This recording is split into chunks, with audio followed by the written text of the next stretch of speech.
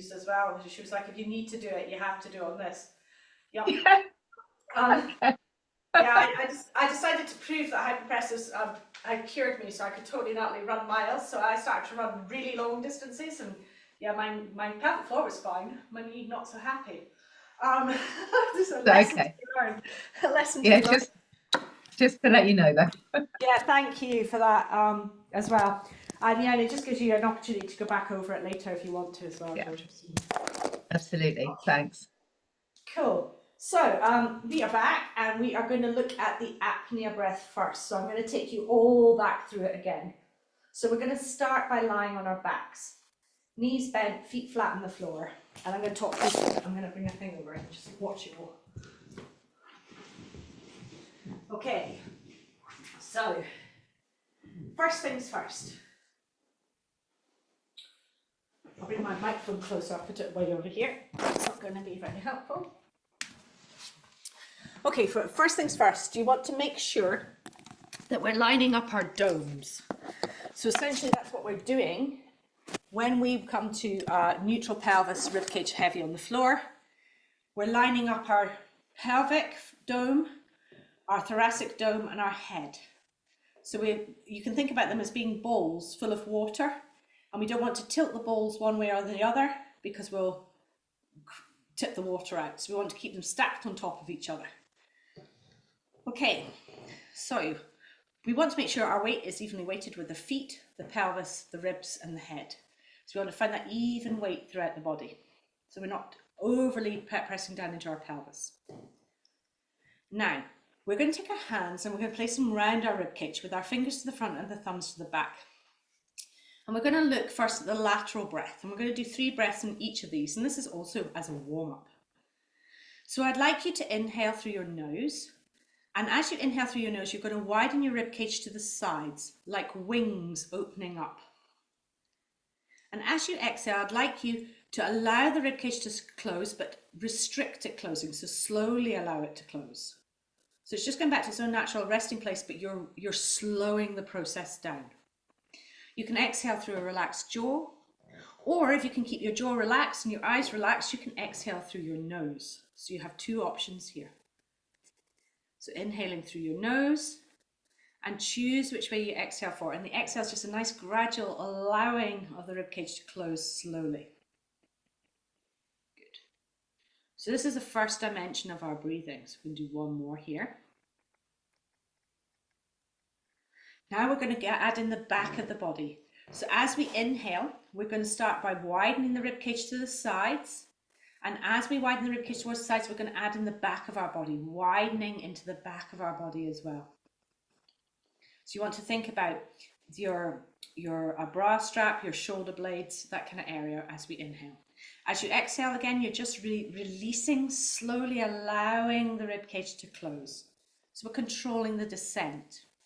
We're not making it harder to do, we're just slowing it down. So inhale is action, exhale is slight resistance. Good. Again, making sure your eyes are gentle, your jaw's relaxed. And just feel what's happening in your ribcage and your pelvis as you do this.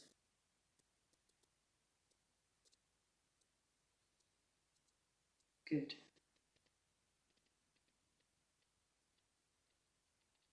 Now the third dimension is our sternum. So as you inhale, you're going to widen your ribcage towards the sides, breathe into the back of your body, and I'd like you to be aware of your sternum. So you want to feel like your sternum is just gently reaching up to underneath your chin. And as you exhale, you're going to try and keep your sternum slightly elevated as you allow the rest of it to close down. It will close a little, but we want to try and keep it as elevated as possible. And each time, so this idea that each time we exhale, we're getting just a little bit taller, just a little bit taller. Remember, the sternal movement is not a push to the front, it is just a gentle lift up. So we're not shoving the sternum out like this, we're lifting up towards the underside of our chin.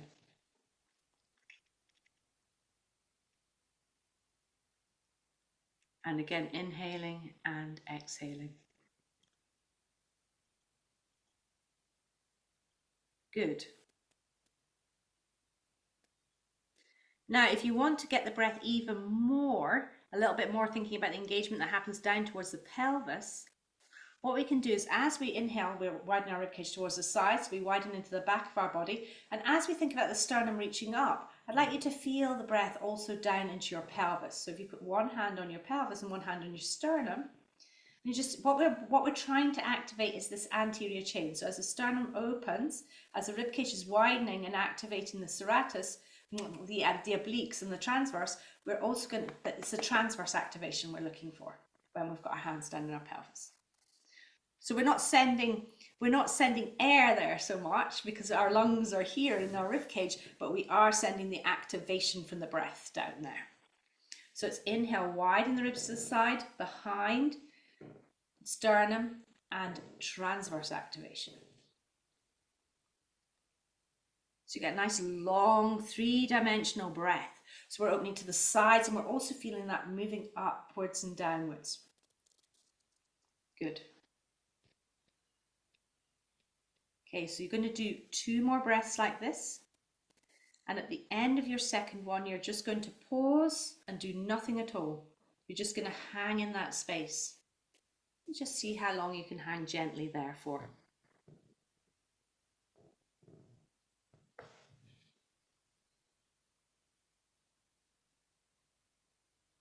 Check chat while you do that.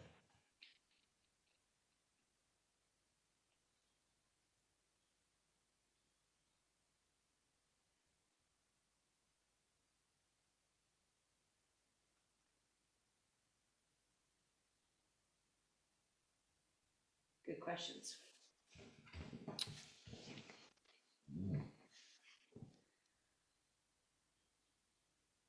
Okay.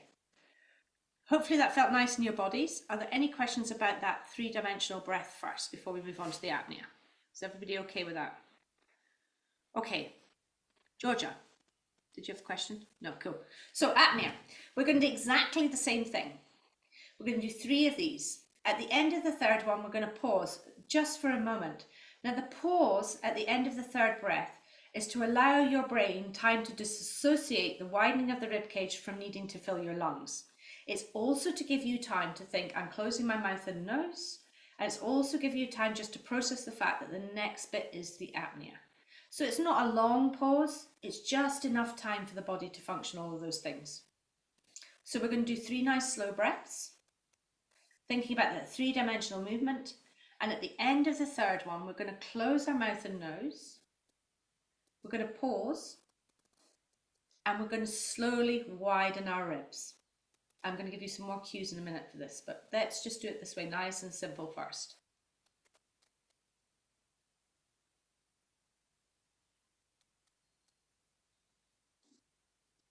You might want to have your hands around your rib cage to give you a little bit more support for this if you need to.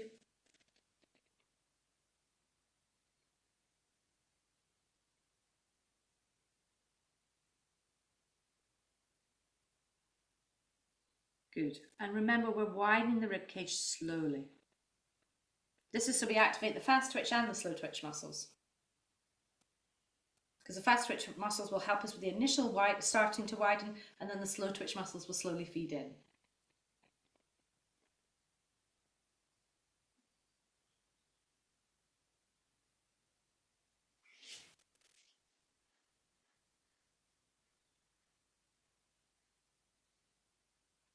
Now you will feel your abdominals kick in.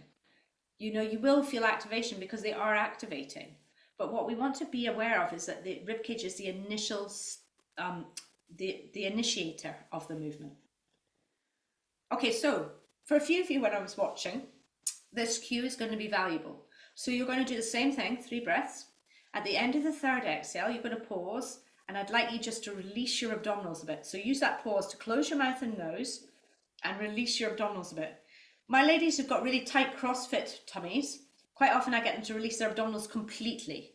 But for you guys, just thinking about releasing even just 20%, because as you're closing your ribcage, your obliques and transverse are kicking in so much that when you go to open your ribcage, you may find there's a restriction because the muscles are still contracted in. So we're going to give them a little bit of a release so that you can start activating them and stretching them this activation. So just releasing 20%.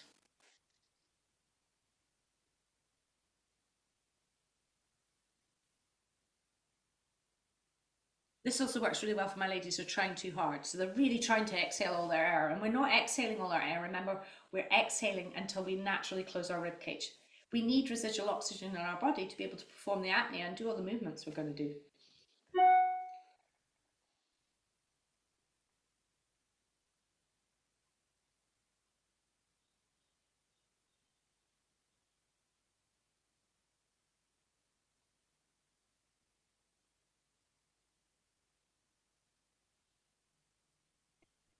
Can I ask a question? Yes, please do. When I do it, I can either do it with my pelvic floor completely relaxed and it feels like nothing's happening, or but then I get the urge to kind of lift my pelvic floor manually. Should I not, or should I? So if you're getting the feeling you want to lift your pelvic floor manually, it means your pelvic floor is starting to kick in. So what you want to do is you want to just think about stretching the rib cage a little bit more further. The reason I'd never cue here is any sort of Kegel or voluntary contraction of the pelvic floor is because think about what's happening inside us. As we're widening the rib cage, the fascia is drawing the pelvic organs up from above. So it's lifting up. So we need the pelvic floor to be in a resting state or in a functional state so that they can be lifted up. If we start to contract them, then it's going to be like the fascia is trying to pull up something that's contracted and tight. So we're going to actually end up getting less full body activation and functional activation in the body. So I always say to people to keep the kind of Kegels and things separate from this. If you're feeling that your pelvic floor, you want to do a voluntary contraction, it's because your pelvic floor is starting to lift and engage. So does that make sense? Yeah. Okay. Thank you. Yeah. Can I ask a quick question? Yes, please ask questions. Yes.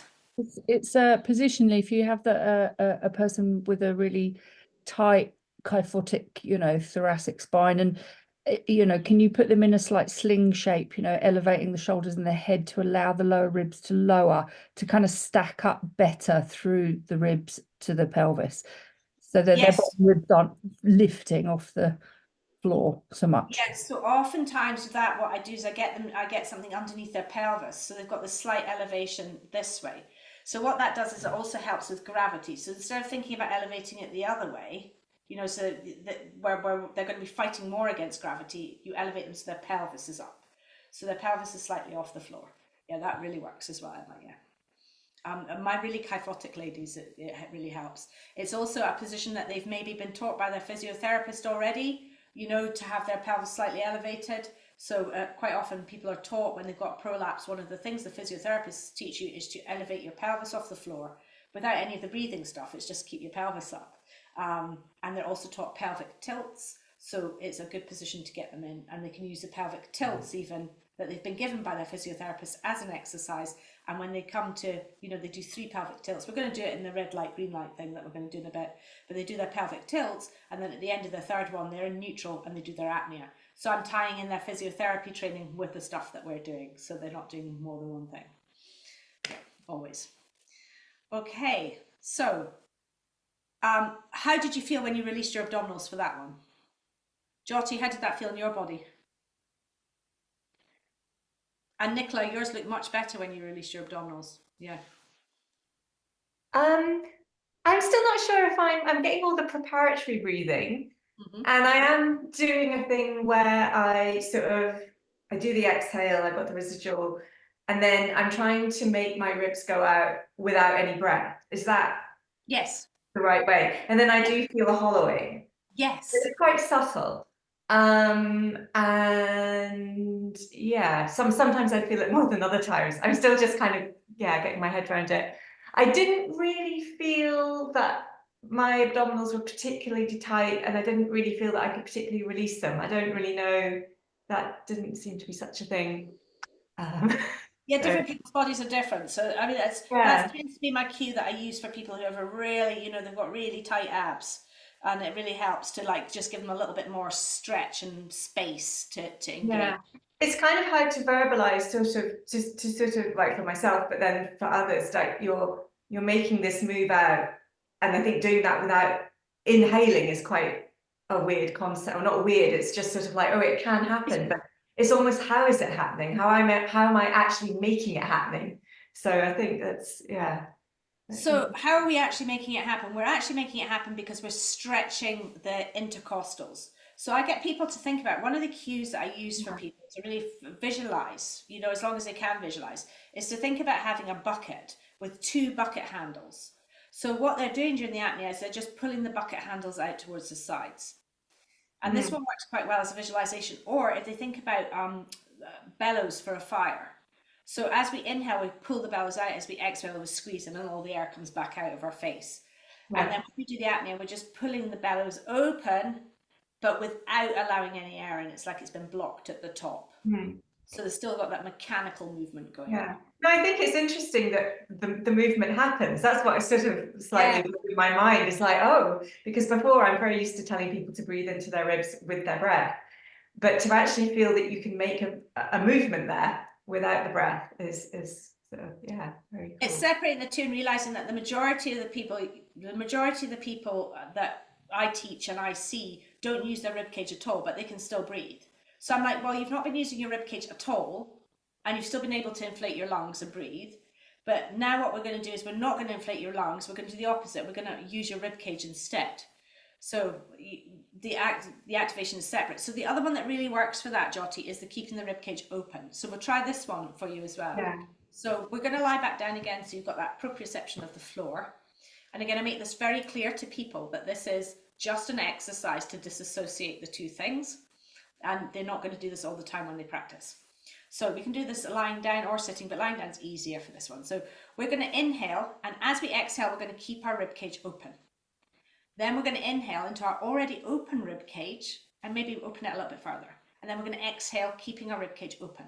Then we're going to inhale into our open rib cage, and we're going to exhale, allowing our rib cage to close our mouth and nose, and then take it back out to that position it was in. So we're disassociating the need to use the lungs to open and close the rib cage. Okay, so let's try that. So hands around your rib cage. We're going to prepare for our first breath. So ready to inhale. So inhaling into your rib cage, nice and slowly through your nose. And when you're ready to exhale, you're going to exhale and keep that rib cage open. Do not close it. Then when you need to inhale, you're going to inhale into your already open ribs. Exhale, keep it open. Inhale again. And exhale, close it. Close your mouth and nose. Pause. Widen.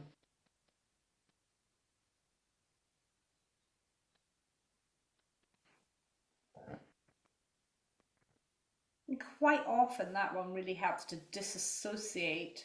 Yeah. So you can actually, yeah, good, Jyoti, good. So that's a really good one for getting into that part of, you know, the disassociation. But making sure that your client doesn't go away and use that for all the hypopressives, because that will cause muscle strain. And a lot of the things that say, oh, hypopressives isn't great for you because you're overinflating your rib cage, that's people who've got a misconception that that's what we're doing. So that we're just activating our rib cage the way we'd normally inhale and exhale. So we're not over-activating it, we're not over-stretching it. Our apnea should take us exactly where a good inhale takes us to. So we're never overstretching the intercostals, we're taking them to where they know. Yeah. And over time, especially if you've been really tight, over time the inhale will get bigger, which means the apnea will get bigger. You know. Okay, how's everybody with that before we start mobilizing? Cool. Okay, so let's come to standing, because that's where we're going to start. We're going to start with some beautiful rocking. So let's come up to standing. And I'm going to run through the initial pose as well. Change my camera angle a little bit. And maybe take my microphone with me so you can hear me.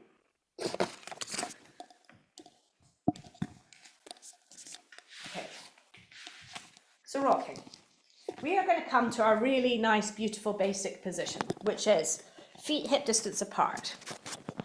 We're going to have knees nice and soft. And before we get started, we're going to have our knees nice and soft. We're going to do a little foot exercise because our feet are so important for our pelvic flooring. because we've got all those 250 to 300,000 nerve endings in each foot, and each of these nerve endings starts, their parent nerve starts at the same place as your pelvic floor nerve start. So we can start to mobilize the pelvic floor muscles and nerves through our feet. So we're going to start with our feet nice and wide, our toes nice and wide. We're going to lift them up off the floor, extending them like a fan, and then we're going to fan them down onto the floor. Then we're going to scrunch them up, and then we're going to lift them up and fan them back down onto the floor. So we're going from flexion into extension into fanning. Flexion, extension, and fan. Good. One more. Flexion, extension, and fan. This is like pre-warming up our pelvic floor. Then we're going to take both our feet side by side, knees soft, and we're going to lift our big toes up, pulling them in towards each other.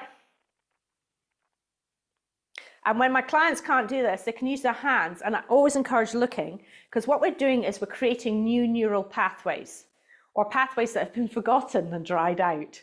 And then we're going to lift all our toes up and place just our big toes down. And again, you can look at them, you can hold these ones up, you can hold these ones down. Then we're going to lift all our toes up and place our little toes down.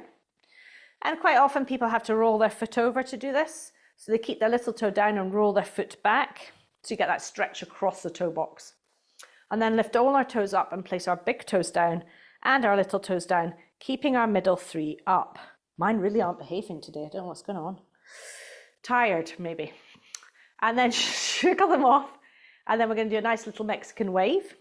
So we're going to start by lifting both our big toes, then our next toes, and then we're going to keep lifting individual toes till we get to our little toe, trying to do it slowly.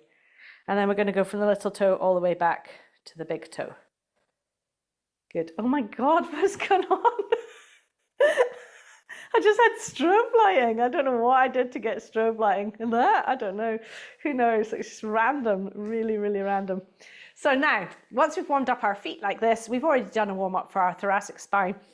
We are going to come into feet hip distance apart, making sure they're in a straight line, soft knees, so not bending, but soft, releasing the kneecaps.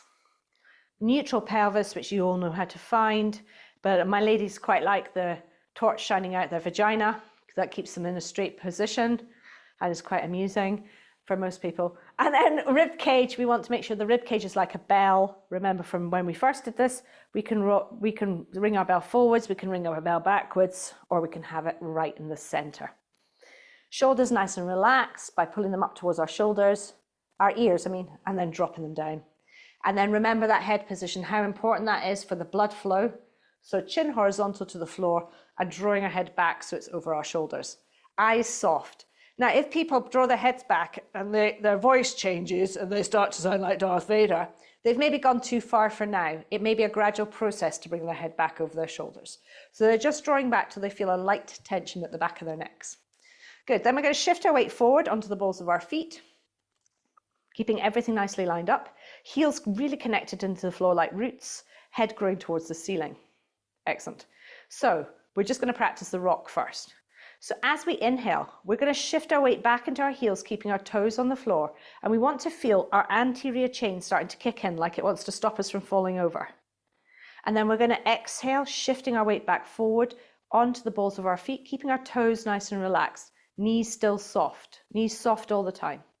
So it's not a massive movement. If we come back too far, we'll start to want to do this to stop us from falling over. We want to just sense when the whole chain starts to kick in. And then as we come forwards, we want to sense when the whole chain swaps over and kicks in for the posterior chain. So it's inhale back, exhale forwards.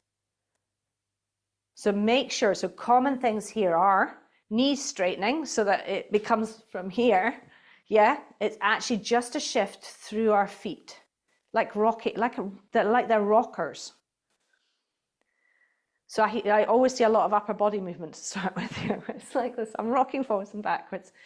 Okay, so now we've got that. Inhaling, we're going to do 3. So we're going to start forwards. Feel that connection with the heels on the floor, the length, the growing. We're going to think about a 3D breath as we move. So we're going to inhale, shift our weight back. Exhale forwards. Inhale back. Exhale forwards. Inhale back. Exhale forwards. Close your mouth and nose. Pause and widen your ribs.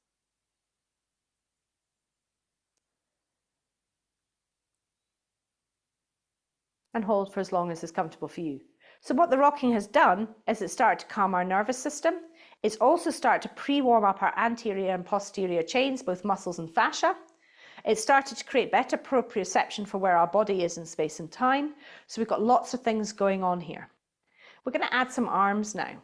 Remember, in the foundation part, we learn internal rotation and external rotation of our hands. So what we're going to do now is we're going to mix the two. So we've got internal rotation to start. We're shifting our weight forwards on the balls of our feet. Now, as we inhale, we're going to shift our weight back. And as we do that, we're going to move our hands out to the sides into our V. Now, we're going to do this with intention. So we want to make sure we've got active stretching going on. So as we start to move, we're going to reach from our little finger, and our little finger is going to pull out towards the side, extending and reaching through the shoulder girdle. We want to keep our hands in our peripheral vision at all times. Then as we exhale and come forwards, we're pulling ourselves forward and pressing our elbows gently out towards the side, keeping that active stretch as we move. So we should start to feel much more engagement in the abdominals and the back and the serratus. Okay, so you're going to do 3 of these just in your own time. So as you inhale, you're going to come back, reaching out. As you exhale, you're going to pull yourself forward, really focusing on keeping the engagement in the arms, keeping the knees soft, and sensing the anterior chain and sensing the posterior chain. And at the end of your third one, you're going to pause and widen your ribs. And for this first one, we're just going to keep the arms nice and still. Good. So what's happening here is as we rock, we're engaging those fascia chains, the anterior and the posterior chains. As we're here, we're mobilizing the shoulder girdle. We're also starting to mobilize the connection that goes from the serratus through the fascia line, the spiral fascia line attaches through both the obliques, through the transverse, down into the pelvis and into the leg muscles, the quadriceps and the adductors predominantly.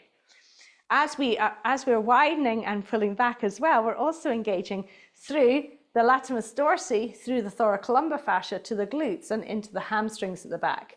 So we're getting spiral line, frontal line and posterior chain as we go.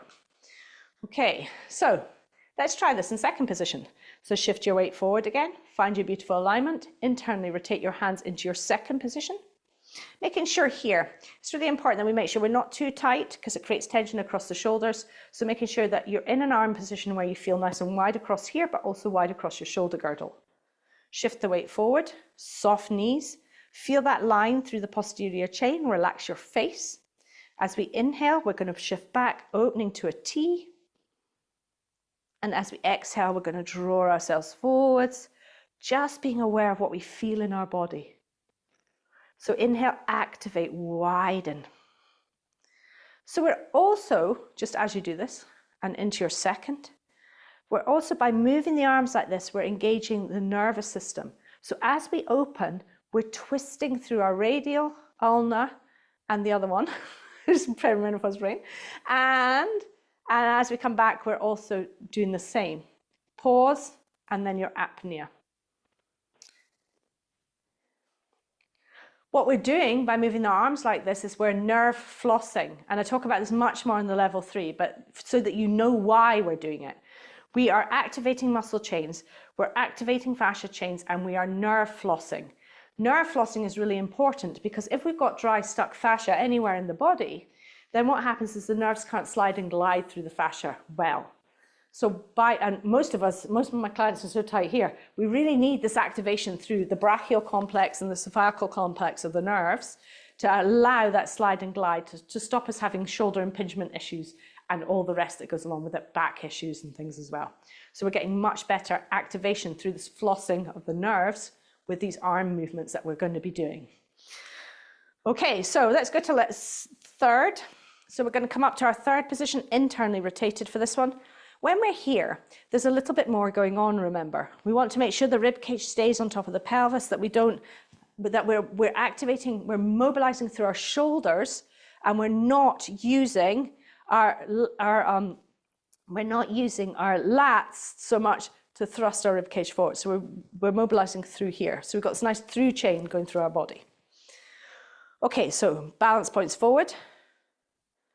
And as we inhale, we're going to reach back into a high V. And we're stretching from our heels all the way up through to our fingertips.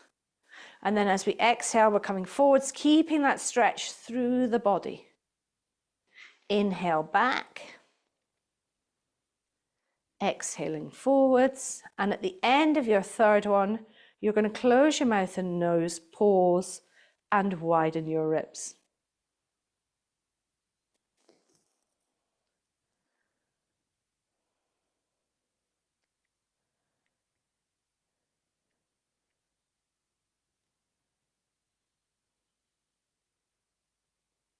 A lot of people have have an inability to isolate and move their shoulders.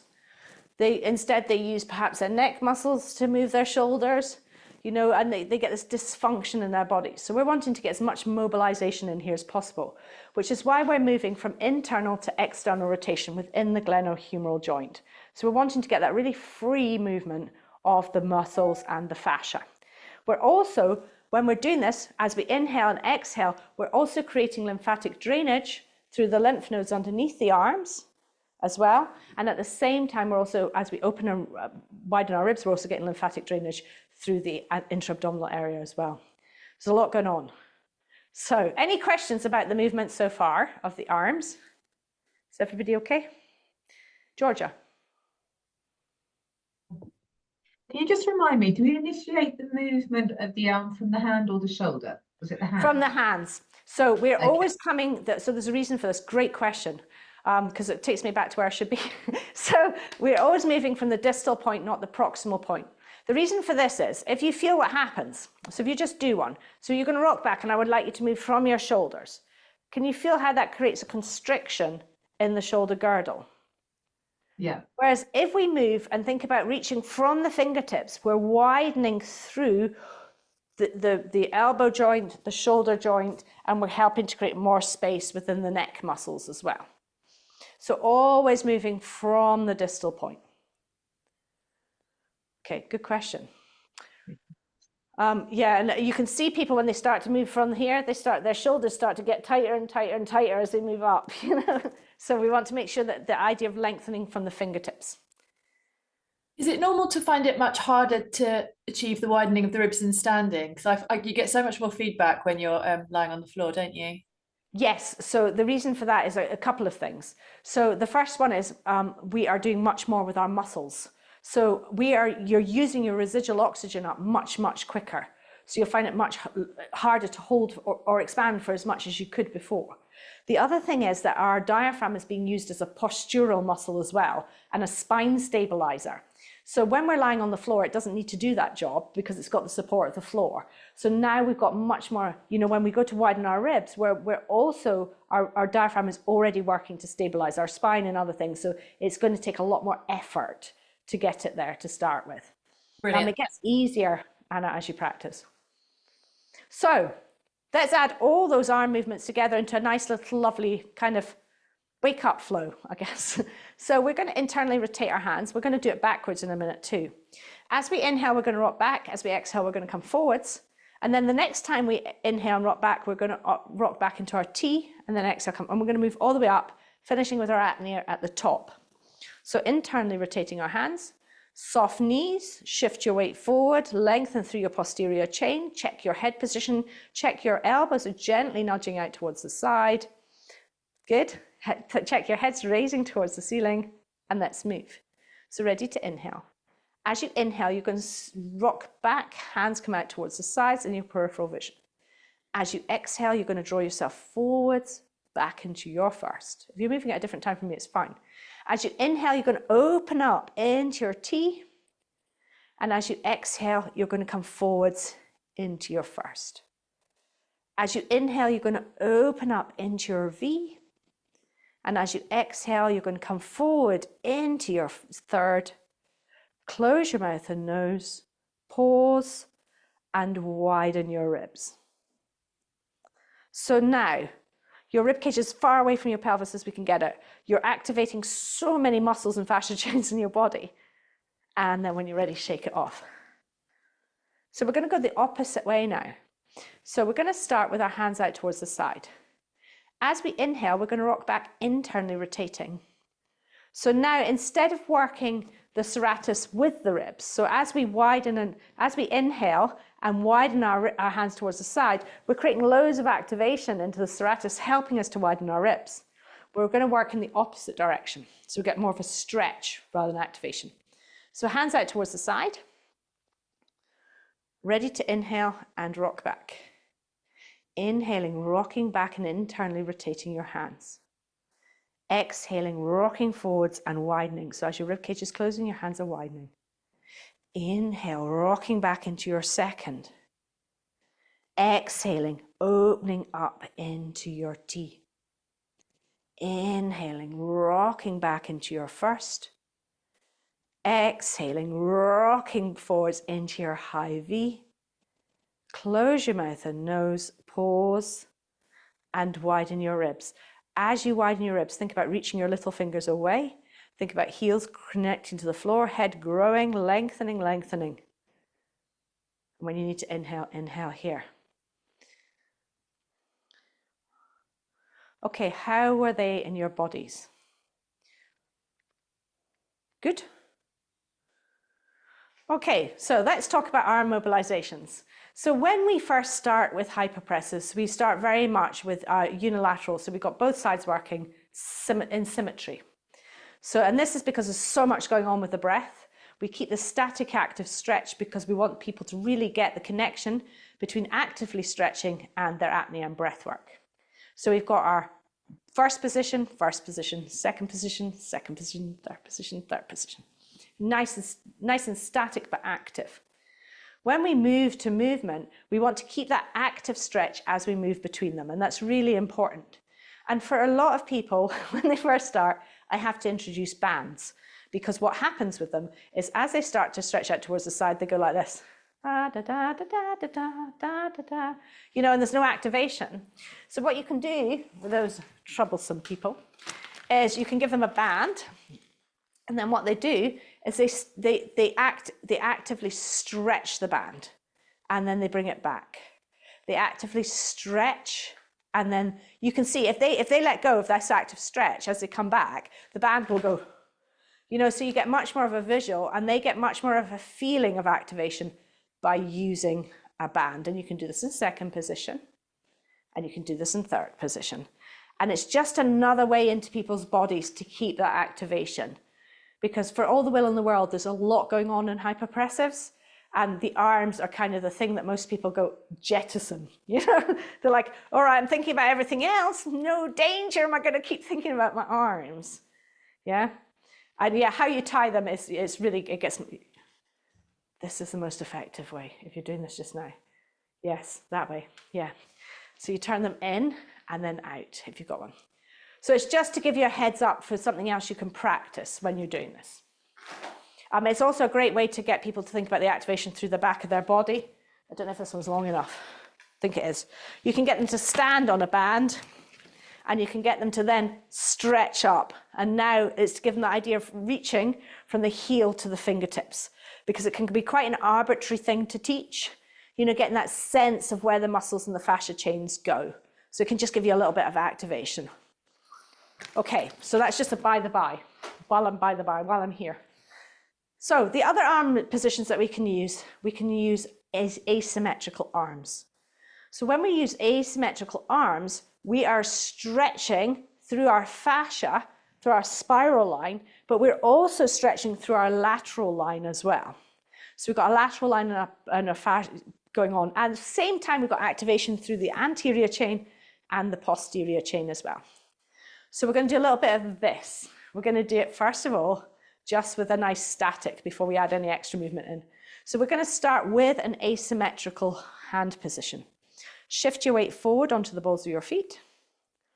And now I'd like you to really focus on what's going on with the elbows. So both elbows are gently pressing out towards the side, but just like a hummingbird is keeping them there. So they're not pushing any more than they're just there, being there, but pressing gently. Now I'd like you to feel like you've got a band between your fingertips and your other fingertips. So you're just gently, it's almost like you're pulling your fingertips away from each other, just gently. You're going to do 3 nice slow breaths in apnea here. Take your time. No rocking to start with, just static, just focusing on this different, slightly different engagement. You'll feel a different apnea because one side of your body has got much more active engagement. So you've got active engagement through this chain. So you may feel that this side with the arm up will activate, the ribcage will activate more. There's always people who think it's the other side though. And once you've done 3 breaths on one side, I'd like you to swap and do 3 on the other side. And then we're going to add a little bit more movement to the arms.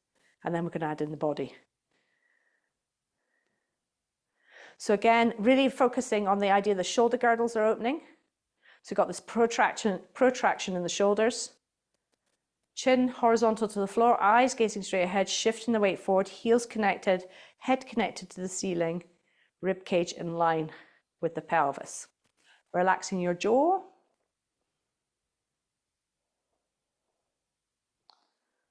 Good.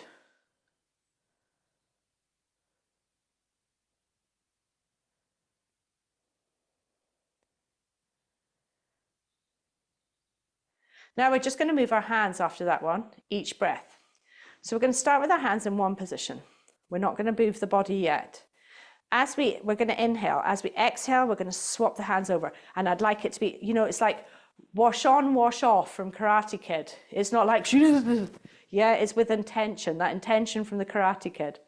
Okay, so whenever you're ready, you're going to inhale in position. And as you exhale, you're going to engage across the fascia chains. Then it's inhale, really feeling the length in your body. Exhale, activating across the muscle chains. Good, then inhale, really feeling that expansion. Exhale, really stretching these, activating and stretching these fascia muscle chains. Then your apnea. And then once you've done your apnea here, we're then going to swap, inhale, exhale again. So we should end up on the opposite side this time. And then inhale when you're ready, feeling the body, exhaling, pressing through. Good. And then inhale, exhale, pressing through. You should end up with the opposite arm high for your next apnea. Good.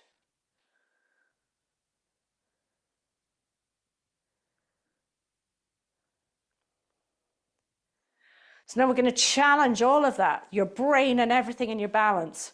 So we're going to start with one hand up, the other hand down. As we inhale, we're going to shift our weight back into our heels. As we exhale and come forwards, we're going to move our arms. Then we're going to inhale, shifting back. Exhale, shifting forwards, moving your arms. Inhale, shifting back. Exhale, shifting forwards, moving your arms. And then pause and apnea.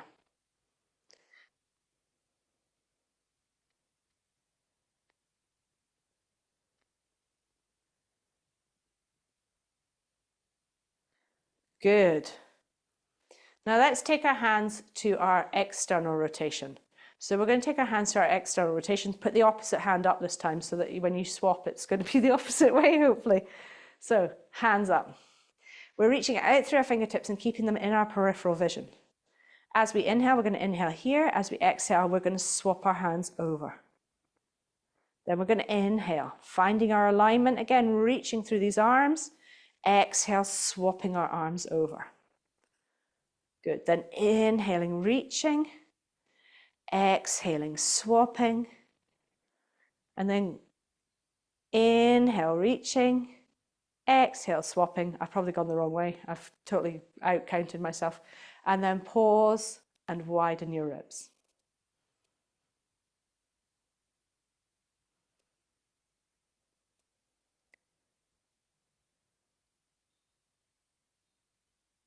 So keeping the stretch through the shoulder girdle.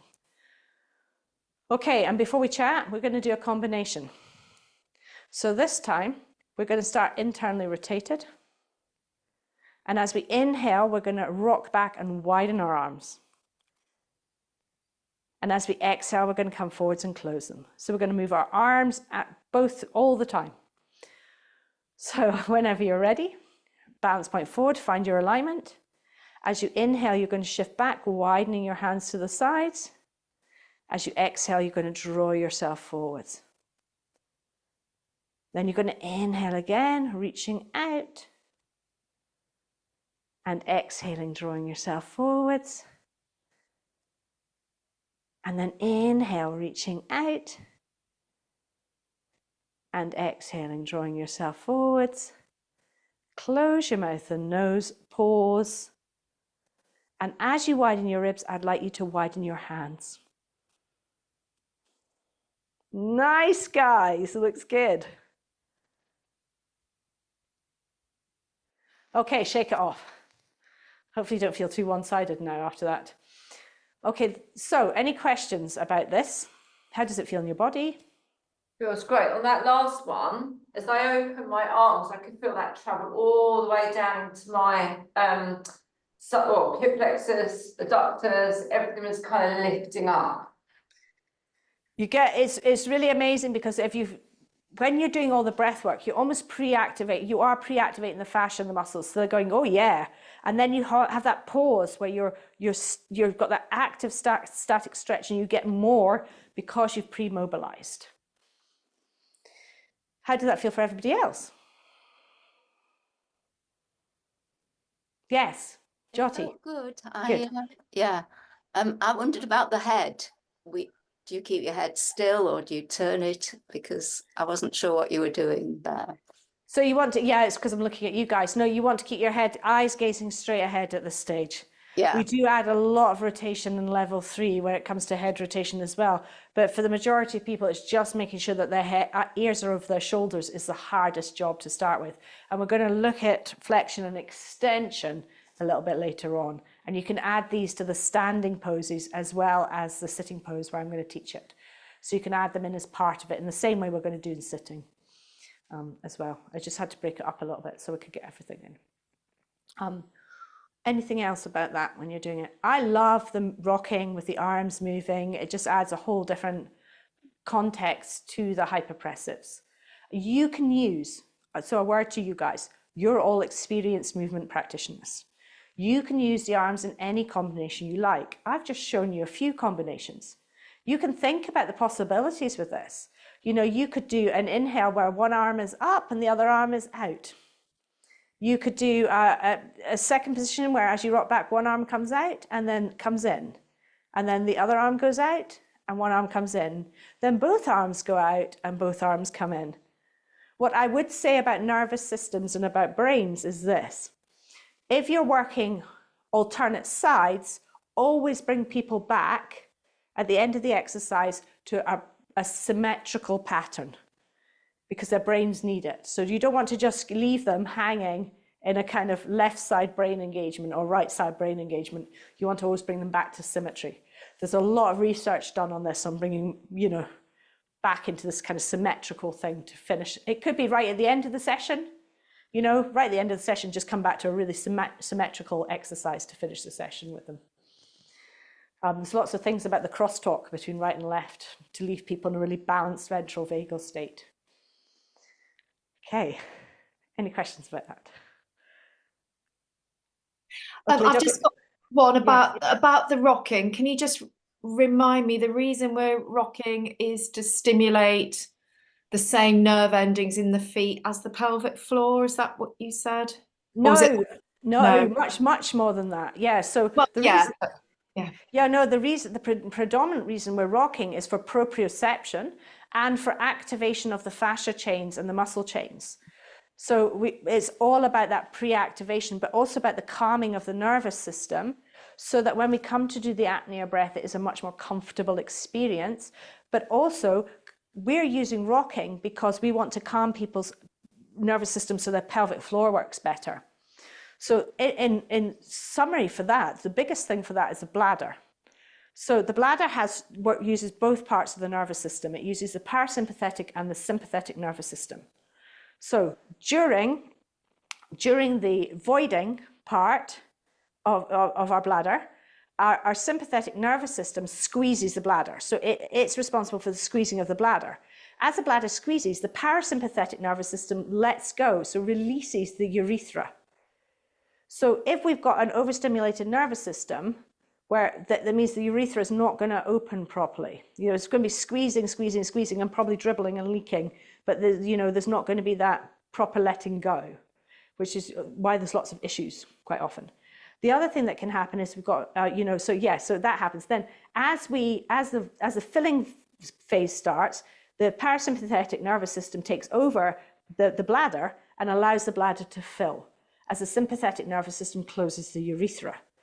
So for the majority of people that have bladder dysfunction issues and urinary issues, it's because their nervous system is so out of kilter. So we can get to that through breath, definitely, but we can get to an even deeper level if we bring in the rocking to calm the nervous system. So yeah, it's got lots of masses of different layers to it that are really exciting. I get excited about bladders. I don't know what, I'm just thinking, a lot of my clients, rocking because they've got balance issues or bad feet, just thinking they're the people that really need to do it, but they're the ones that might be more reluctant to do the rocking. You can get people in pairs, so I do lots of pair work, so they can work together in a pair for this. So instead of doing too much movement of the arms, you can get people to have their hands next to each other, and so that they're forwards, and then as they rock, they hold, so they've got that little stability, and then they rock in towards each other, which is really nice. And you can do it one-to-one with somebody in your room as well. And you can also, there's so many different ways you can do this. So you can get a chair in front of them or something in front of them, so they've got something there. So you take the arms out initially until they become really comfortable with the rocking backwards and forwards. And it's also with that older generation, with feet and everything like that and balance, it's going to increase their balance and make them less likely to fall. So rocking is a huge thing for fall prevention, because what's happened with people as well is that they've lost their autopilot. So they've lost their proprioception and their autopilot. And this can be because of hearing loss, it can be because of eyesight loss, so they start to lose, because they've relied on hearing and eyes and not proprioception, and that kind of their body's response to the outside world. We over-rely on eyes and ears rather than sensing. And so by teaching them rocking, you're teaching them that sense, which is really great. There's an exercise to get you to do, it might be in the Anchored book actually, where you close your eyes and some are relatively safe where you kind of know where you're going, yeah? Close your eyes. I do it in the woods when I know there's a path and I'm less likely to knock into a tree. You close your eyes and you walk. And so you're not looking, for sticks and dog poo and everything like that. And you find that your body does lift your feet when it needs to do it. So it's that kind of teaching yourself that proprioception, but that's what we're doing here in a minor level. Okay, so, right. So let's finish up on arms just now. The big thing are what to look for people compensating because they can't use their arms independently of the rest of their body. So what you see with people is as they start to lift their arms up, they start to thrust their rib cage forwards because they can't, because they're needing to overuse the serratus to lift their arms.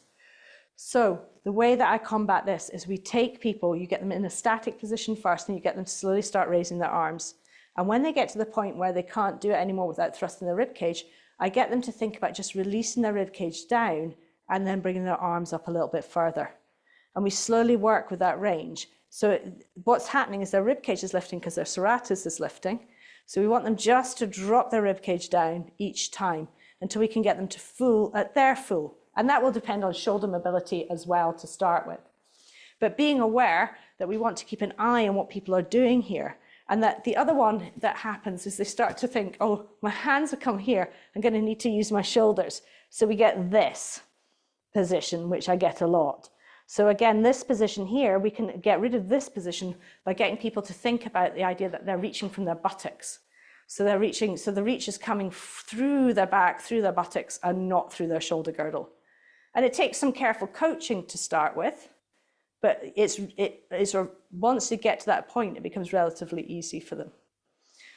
And then the rocking, again, we went through that. So the rocking is making sure that they're not doing this with their bodies. And sometimes you just get a head nod. So they're here and then they're like that. So just, again, take it right to the feet. Make sure there's soft knees throughout the whole exercise. The other thing that can happen when people are going over egging it is as they come back, their toes lift off the floor. We definitely don't want this to happen. And this is something I teach even when I teach squats, because people come into a squat and they rock back and they bring their toes off the floor. We want the big toe especially on the floor, because that big toe connection goes from the big toe through the pelvic floor to the transverse abdominis and up to the back of the tongue. So it's creating stability through our entire body. So as we rock back, we want to make sure the big toe is on the floor. And as we come forwards, we want to make sure people aren't scrunching their toes up.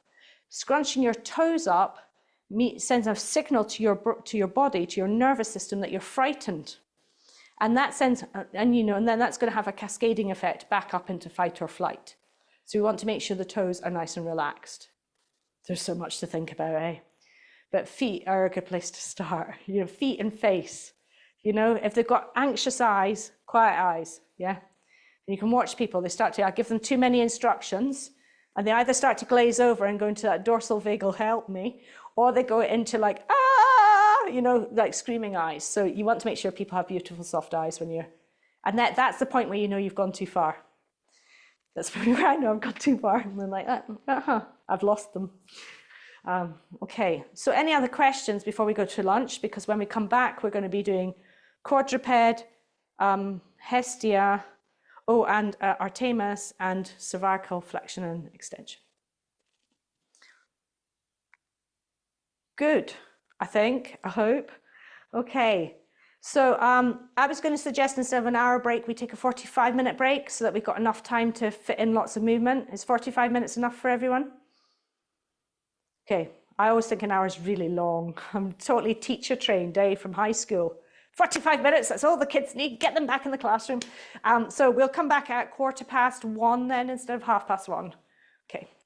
Okay, I will see you at 1:15.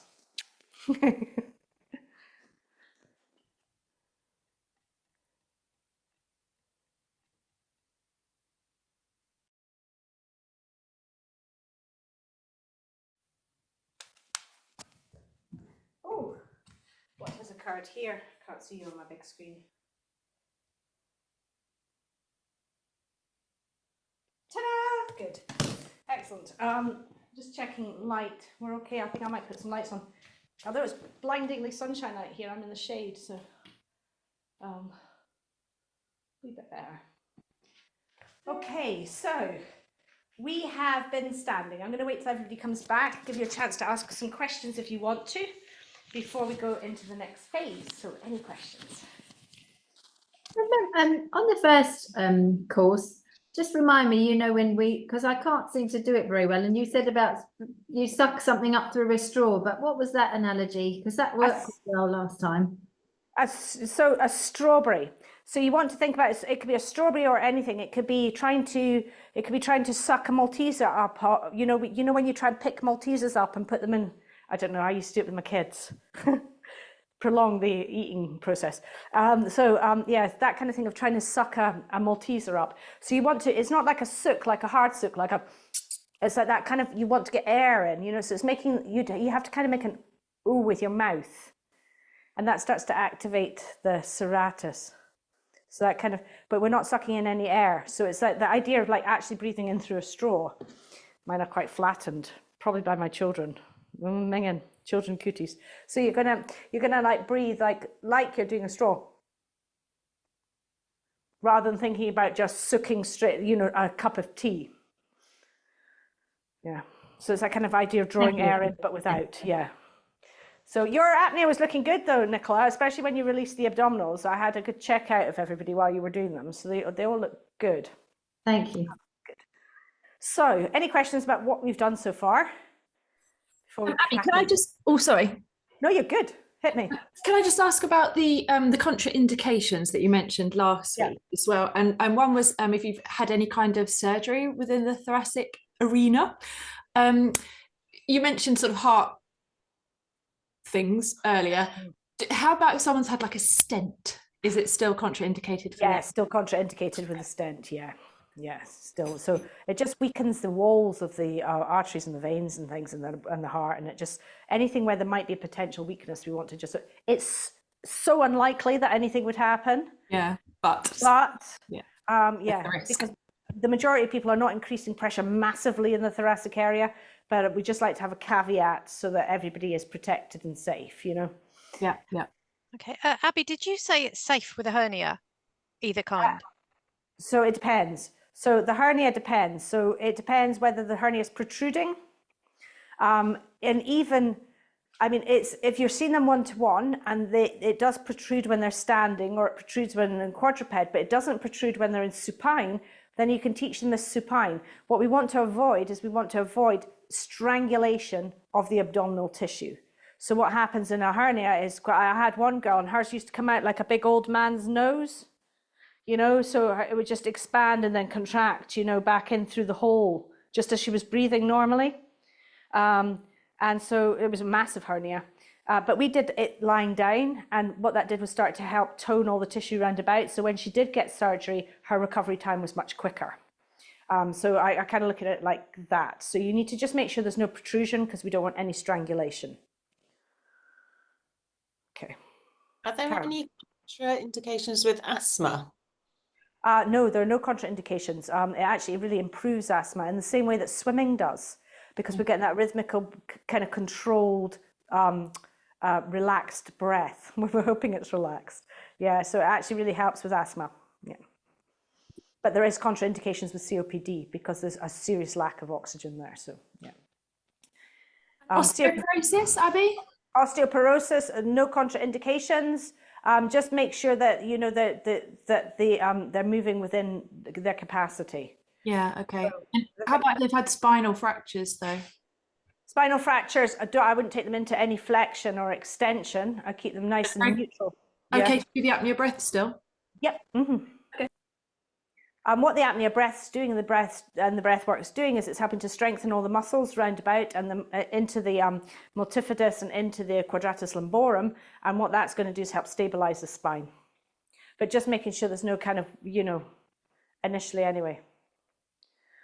So I've had slip discs. So I've had lots of yoga teachers with slip discs, tons of yoga teachers with slip discs. Yeah, you could use unloaded positions, definitely. Yeah, into quadruped and things, definitely, yes. So I've had lots of, with slip discs. I just don't do curls with them to start with. We bring them in later once their backs are back to being great. It's worked wonders. I had one yoga teacher down the road who's now a trainer of hypopressives because she was so amazed by the difference that it made to her back. So she went from like slip disc to not be, I went down there and she could hardly move. So I just did positions against the wall, feet up the wall, and I kind of adapted the positions, but really stuck to the principles. And it sorted her slip disc.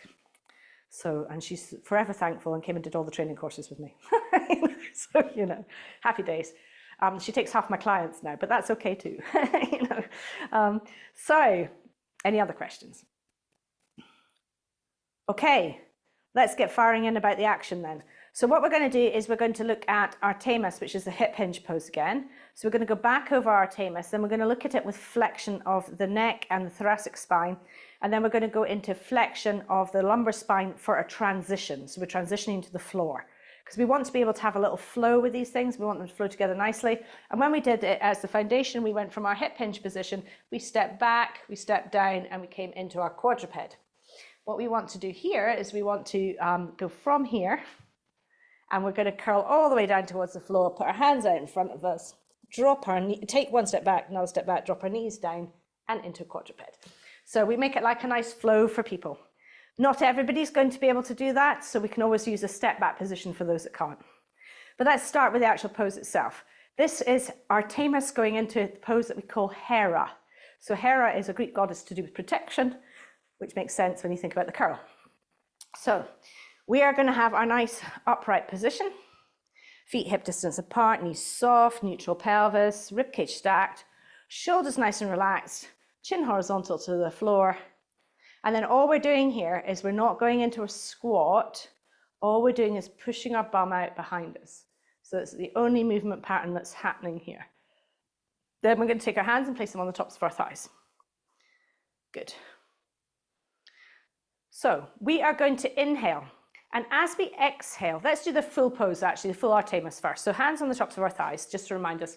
Pressing out nicely through your elbows, thinking about wide shoulder girdle. The shoulder girdle is always going to stay wide like this, even when we start curling. So Georgia, be careful not to come into a squat. Come back up a little bit and just push your bum out like you're going into a deadlift. Good. So soft knees, but not bent knees. Okay. Then from here, so from here, we're always focusing on the shoulders out. Whatever we're going to do with our spine is just our spine curling, and our shoulders are going to keep where they are, expanding. So from here, shift your weight forward onto the balls of your feet, lengthen through your spine. Feel like you're pressing from your heels all the way up through to the crown of your head. Make sure your knees are soft.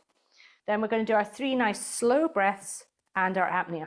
Being really careful that we keep our glutes nice and wide. I'm going to talk about that in a minute as well, just go back over that. So gaze towards the mat just in front of you. We want to make sure we're not contracting the back of our neck by having a look around.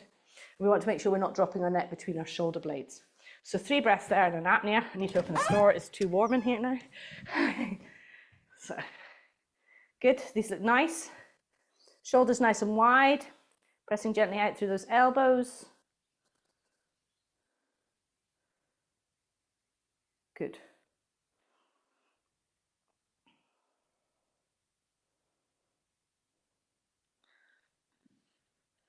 Okay, so from this pose, what we're going to do is we're going to start thinking about the spine curling on its own. Now, this is really similar to the, I should know the names, man. So this is really similar in operation to this pose in Pilates. So it follows the same principles. So we inhale, and as we exhale, we curl our neck. Then we inhale and we exhale, we peel our thoracic spine or curl our thoracic spine. And that's as far as we're going to go. Hands on the top. So all we're doing is we're turning it around so that we're standing and doing it. Okay, so we're having to activate much more of the posterior chain because we're using our legs too. So we're going to go from our hip hinge position, which is a bit like our sitting position, but possibly not as like in half. So we've got a little bit more space to play with. So from here, we're going to inhale. As we exhale, we're just going to curl our neck. Now, when we curl our neck in hypopressives, when we do flexion, we want to think about our head pulling away from our heels so that we've got lots of space. We're never going to bring our chin towards our chest. We're going to imagine we've got an apricot underneath our chin. We're curling our chin around. Now, the reason for this is this. If we've got our vertebra stacked on top of each other like this, if we were to curl and bring our chin towards our chest, if this is the inside of my body, this is outside my body, as we curl our chin towards our chest, we're creating space at the posterior part of our spine, but we're closing the space at the anterior space in our spine. So what we're trying to do in hypopressives is keep this distance nice and long. So we're always thinking about pulling the head away from the feet on the heels, and we're going to curl so we keep it as open as we can as we curl. And it's going to be the same when we come to the thoracic. And it does really emulate what you do on the floor in Pilates. So it's really similar to that posture pattern. Okay, so, but most people have gone to yoga and have gone chin to chest, roll down, you know, really close to the body. And we're wanting to keep it as wide through the spine as possible. So coming back into your hip hinge, hands on the tops of your thighs. Shift your weight forward onto the balls of your feet, lengthening through your spine, wide through the shoulders. We're going to inhale. And as we exhale, we're just going to curl our neck. Then we're going to inhale, and as we exhale, we're going to peel that thoracic spine, really trying to curl the thoracic, and we're going to slide the hands down to above the tops of our knees to give us space to get that thoracic curl in. Then we're going to inhale there to prep, looking for your belly button with your eyes, and then you're going to widen your ribs.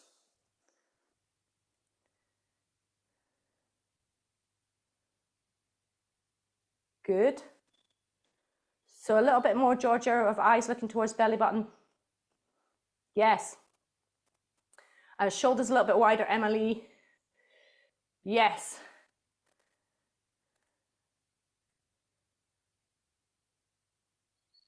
And then slowly come back up. Okay, we'll do that again so you get a feel for it. Okay, so we'll do it again. And then we'll have questions if you've got them, which you might do. So from our hip hinge, so finding our hip hinge first. Lengthening from your heels to the crown of your head, shifting your weight forward onto the balls of your feet where you're going to keep it. Shoulders stay nice and wide. Feel like they're splaying out towards the sides. We're going to inhale. And as we exhale, when you're ready to exhale, you're going to feel like you're stretching your head away from your heels and curling it round. Then we're going to inhale. And as we exhale, we're going to curl our thoracic spine, sliding our hands down to above the tops of our knees roughly, or just above. For me, it's just above. Internally rotate your hands, elbows pointing out towards the side so they stay internally rotated. That's right. Good. And then your apnea.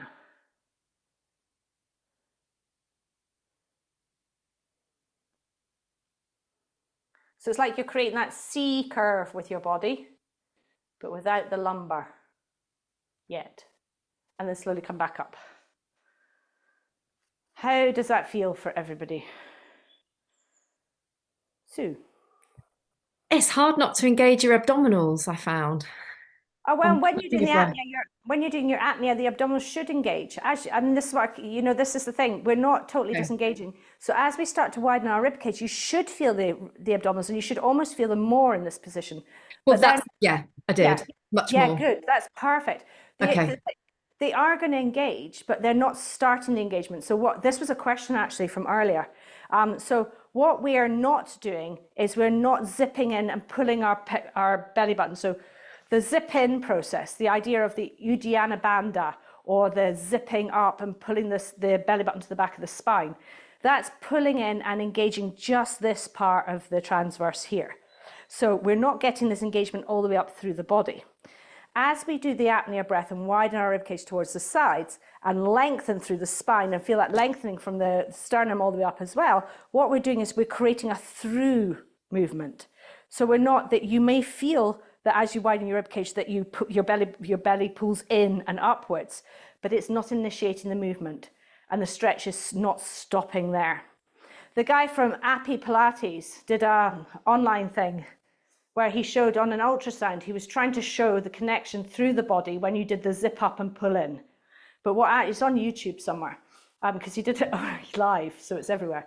And what actually he discovered, which is why they don't cue that zip up and pull in anymore maneuver, is he discovered that the stretch stopped at the belly button. So you didn't get that continuous fascia muscle stretch that he was looking for. You only get that if you focus on the idea of just everything moving upwards, upwards, upwards. Does that make sense to everybody? Yeah, good. Okay. Yeah, does everybody, any questions about that? So we're not creating a lock and we're not creating a drawing in maneuver. We're creating a widening of the rib cage, which will, for most people, create this sculpting in or activating. For me, when I've got a little bit of extra body fat and I've got a really small rib cage, it looks nothing like it does on the internet. So my rib cage widens, my belly button draws up a bit, everything flattens a little, but I don't get that massive scoop in that some people get. Remember, we looked at those pictures in the first foundational one of all the different bodies. Everybody's is slightly different, and you'll feel the activation more. And Sue, what you might be feeling is that real scoop that some people get. I can feel a real drawing up in my lower abdominals, and that's about the most I feel.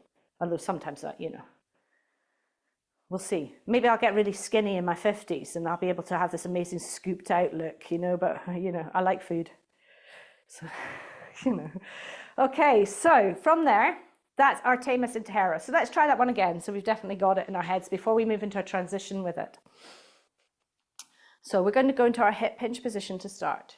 We're going to shift our weight forward onto the balls of our feet, and we're actually going to do this from a standing position in a minute as well. We're going to inhale.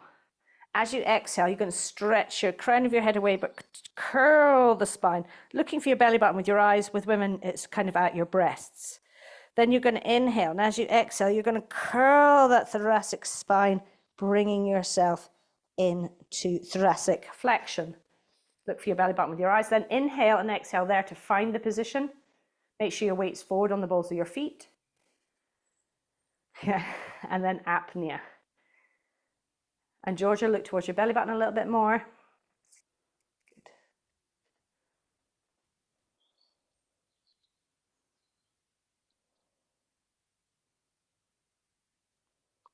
The majority of people, not everybody, but the majority of the people feel the apnea more in this position than in some of the other positions. So this is the one that the majority of people really like into this position. I used to feel it loads in this position. I feel it less now and more in other positions. Alison, you had a question? Not a question, again, just an observation. So for me, that helps to actually lengthen my spine further into that position. Yes. Right. Yeah. So when you start to perform the apnea, you're getting that extra stretch of the multifidus and the quadratus lumborum that feed into the back of your body where your diaphragm feeds in, about where your bra strap is, T10, T12, which is also helping to create a lift into your pelvic floor, because both the quadratus lumborum and the psoas merge with the iliacus muscle, which is one of your big back posterior pelvic floor muscles. Then the quadratus lumborum stays in the posterior section, whereas the psoas cuts through to the femur at the front. So those are those connections with those muscles. Are you trying to keep a really sort of neutral lumbar area or lengthening in the lumbar and then just flexing the thoracic, or can you allow a bit of a tuck to come in? You can allow a bit of a lumbar curl to come in. I do teach this with a lumbar curl as well, but that's not strategically the way that we are trained to teach it in hypopressives. However, we're going to try it because it's nice and it feels great. And it's a great way before we go into the transition to do the apnea. So again, this isn't, so we're going to do this one all the way through. So I'll talk you through it. So we're going to go into our hip hinge again and place our hands on the tops of our thighs. I'll look at the messages in a minute as well. Shift your weight forward onto the balls of your feet and open through your shoulder girdle. You're going to do 3 breaths to take you into the full pose. So you're going to inhale and curl your neck. Inhale, exhale, curl your neck. Inhale, exhale, curl your thoracic, starting to slide your hands down. Then inhale, exhale, curl your lumbar spine the same way you would do in that Pilates move, looking for your belly button with your eyes, shoulders wide towards the side, and then your apnea. Nice. Now I get more from it with the lumbar curl than I do with just the thoracic. Yeah.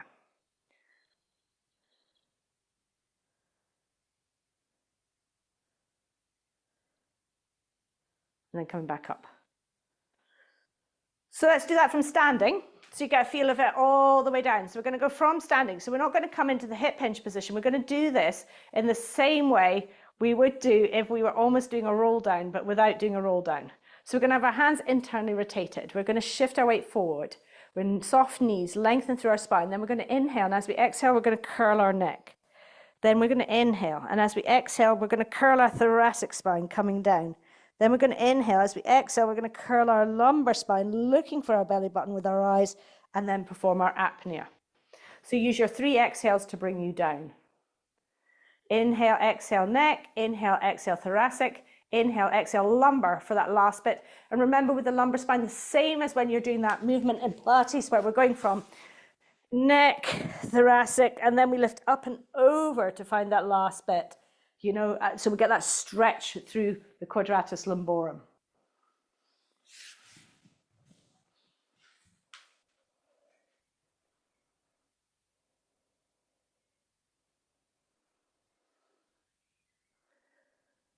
Now, of course, we can use this to just really increase the power of our apnea. She says, look at it. So at level 3, at level 2, we move and then we perform the apnea. At level 1, we stay static, active stretch and perform the apnea. At level 2, we do the movement, then we're in an active static position to perform the apnea. At level 3, we move in the apnea. So that's the difference with the way we change the apnea. There's lots of other differences, but that's the apnea change. So what I'd like you to try now is internally rotating your hands into your beautiful neutral spine, lengthening into Athena. You're going to do your 3 nice slow breaths.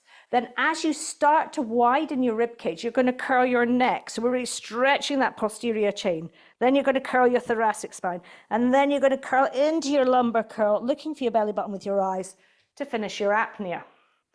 So have a shot, see how it feels in your bodies. So what we're essentially doing is we're creating more stretch and activation through the anterior and posterior chain and increasing the activation that we get for the apnea.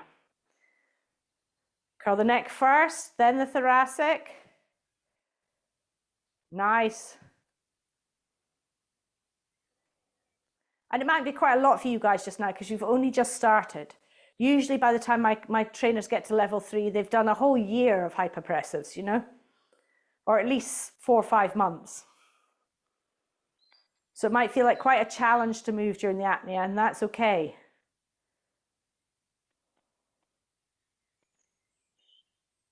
But it's also really nice, so I thought we should do it.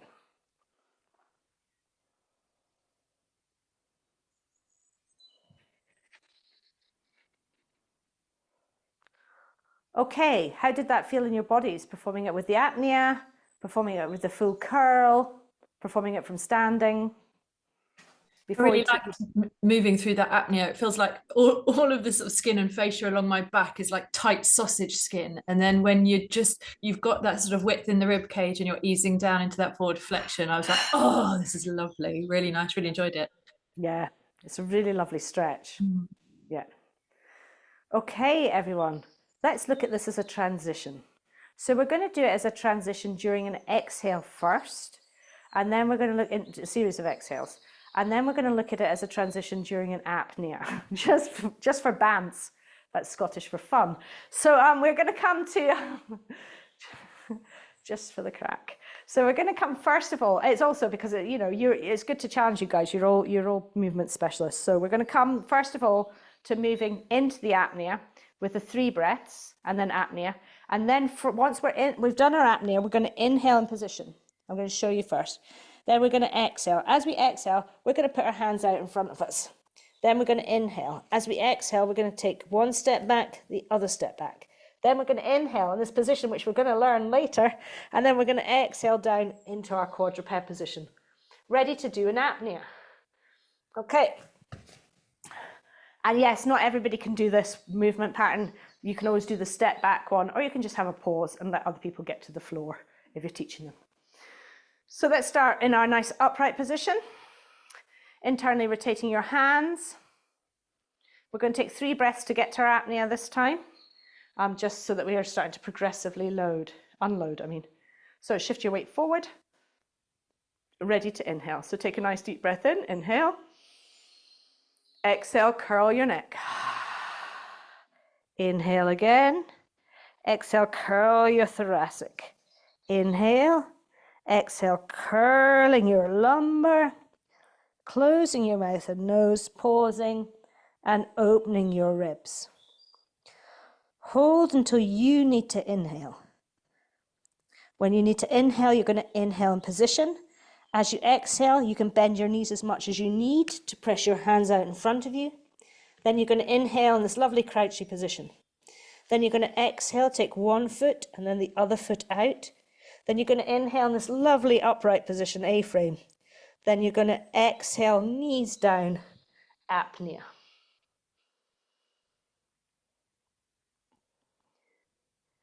The beauty of hypopressives comes in the movement and starting to combine movements together to get that differential stretch through the body that the fascia loves. Good. So let's do that again, but let's start at the top with an apnea, curl in the apnea, and then use our breaths to get back down here to the floor. So, internally rotating our hands, lengthening through your spine. Good. 3 breaths here. So take your 3 nice breaths in.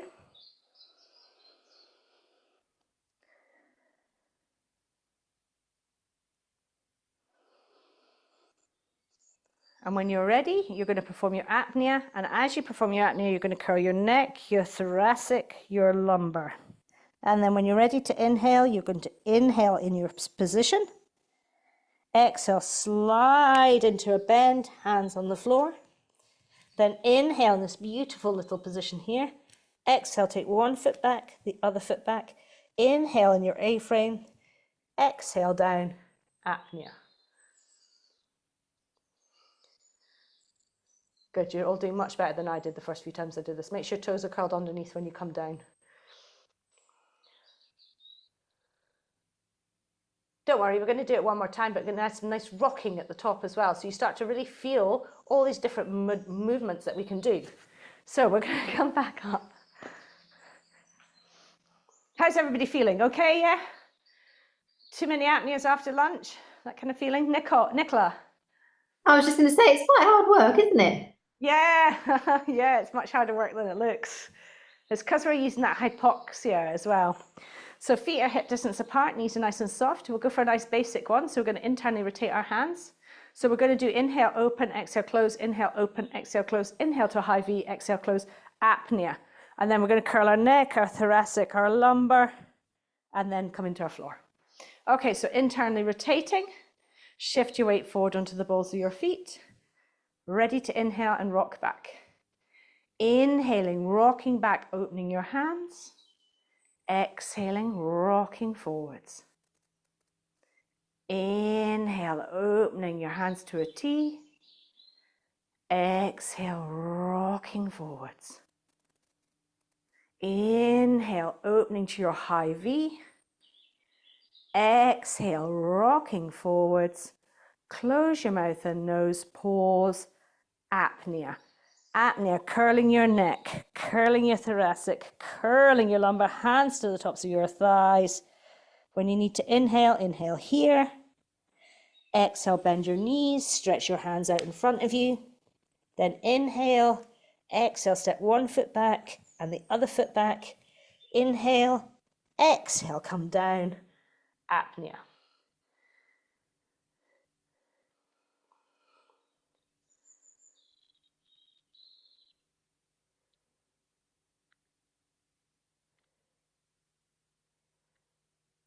Good.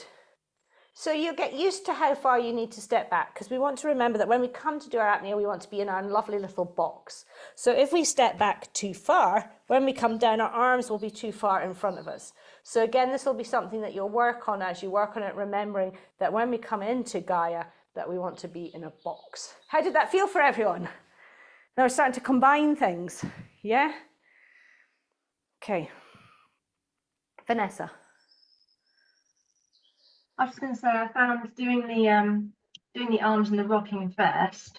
When I got down into all fours for the apnea, I really felt that draw up the front more, right from my pelvis, whereas before I hadn't really felt that. So that was, I think there was something about that rocking and the opening up on the front line really helped me in that one. Yeah, so what we should be doing is then pre-activating that front line for when we come down to the floor. So it's all about this combination of muscles, fascia, nerves, breathing, flossing, because that arm flossing as well helps to calm the nervous system down, gets everything ready to move as well. Okay, any other observations, questions?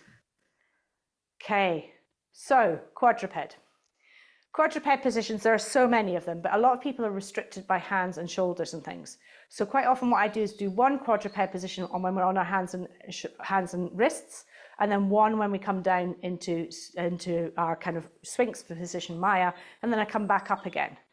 So what we're going to do is learn the pose in both places, up and down, so you get a little bit of relief for your wrists. There are some that we only do in Gaia, though, so sorry about that. So I apologize now. So what we're going to do first of all is look at the basic Gaia pose. So the very basic Gaia pose that we do is which is what we always come back to, is we've got our little box. So we've got our knees directly over our pelvis, hands directly underneath our shoulders, and this is where we start. Then from here, we think about the idea of activating. So we're going to start activating. We want to make sure, and this is another thing for when people are going into the hip hinge position. We want to make sure, oh, my family's back.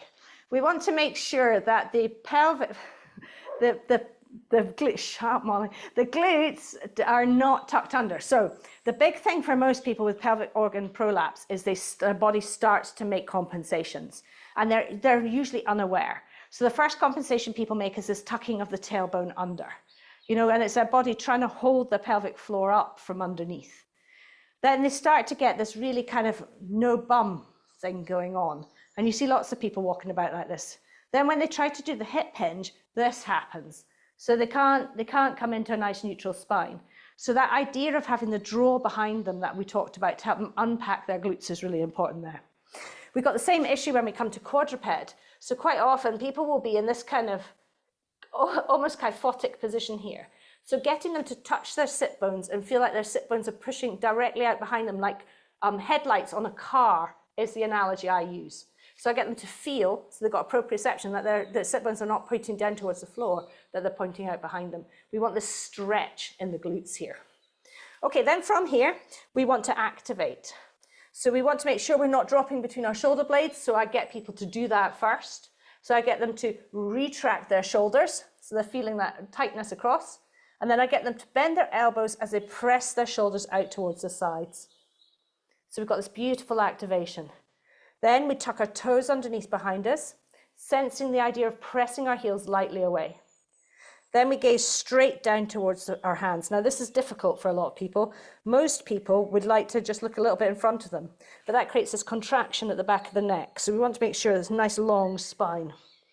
Good. And again, we want to check in and make sure rib cage and pelvis are at equal distance away from each other. Then from here, we want to think either that they're on a boiling hot floor, so they don't dump all their weight into their wrists. So a boiling hot floor. And from here, we're going to do 3 nice slow breaths. Each time you inhale, I'd like you to inhale into the back of your ribs and think about that 3-dimensional breathing. And each time you exhale, I'd like you to think about the length in your spine. So think about your sacrum going one way and your head going the other. So Jyoti, looking down towards your hands a little bit more. Vanessa, a little bit more down towards your hands. Roz, a little bit more down towards your hands. Just a little bit, all of you. Good. I'm nitpicking. And then when you perform your apnea, you want to really feel that length in the spine again. Good.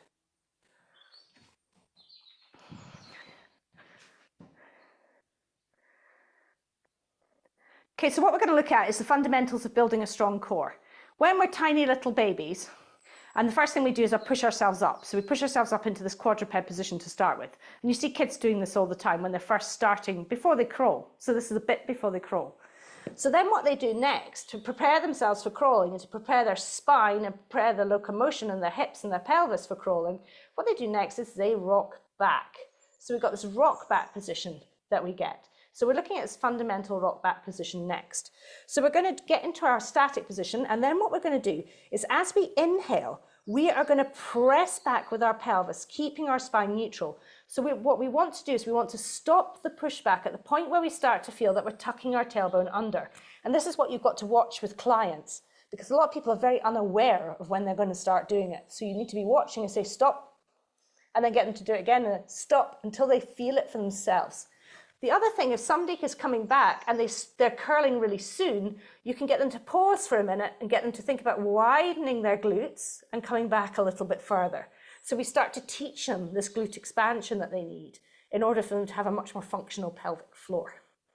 So make sure you're not dropping your ribs, make sure your ribs are staying in line with your pelvis. And then as we inhale, the first part of this exercise, as we inhale, is we're just going to draw our pelvis back. As we inhale, and as we exhale, we're going to draw our pelvis back so we're directly over our knees. So we're not coming any further forward, we're just coming to neutral. So it's like doing a safe squat. So we're inhaling back and exhaling forwards. Nice. So we're going to do 3 of these and then an apnea, and then I'm going to add arms. So whenever you're ready, you're going to start yours, inhaling back, feel that widening of the sit bones, and exhaling forwards. Good.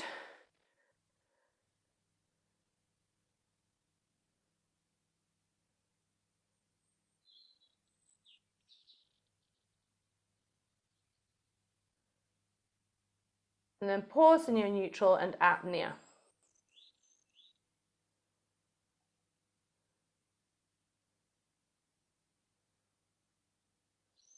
Okay. Hopefully that felt great because we're preempting everything. Now, when I'm saying about the idea of activating the pelvic floor, one of the ways this is happening is as we draw back into that squat position, our femurs roll in the way. As our femurs roll in the way, our sit bones widen. So what we're doing is as we push back, our femurs are rolling in slightly. I mean, it's a slight movement. I'm over-exaggerating with my hands here. They don't do a massive roll in. So as they roll in, your sit bones press out and your ASIS bone draws in. So when it does this, it means that as we're doing this, we've got more space for our width, for our widening of the rib cage, because we've got more release in the transverse. Then as we exhale and come forwards, we've got more engagement. So we've got disengagement, but it's always engaged, the transverse, but we've got this kind of lengthening and contraction of going on in a much greater way in this position. Okay, hopefully you felt that.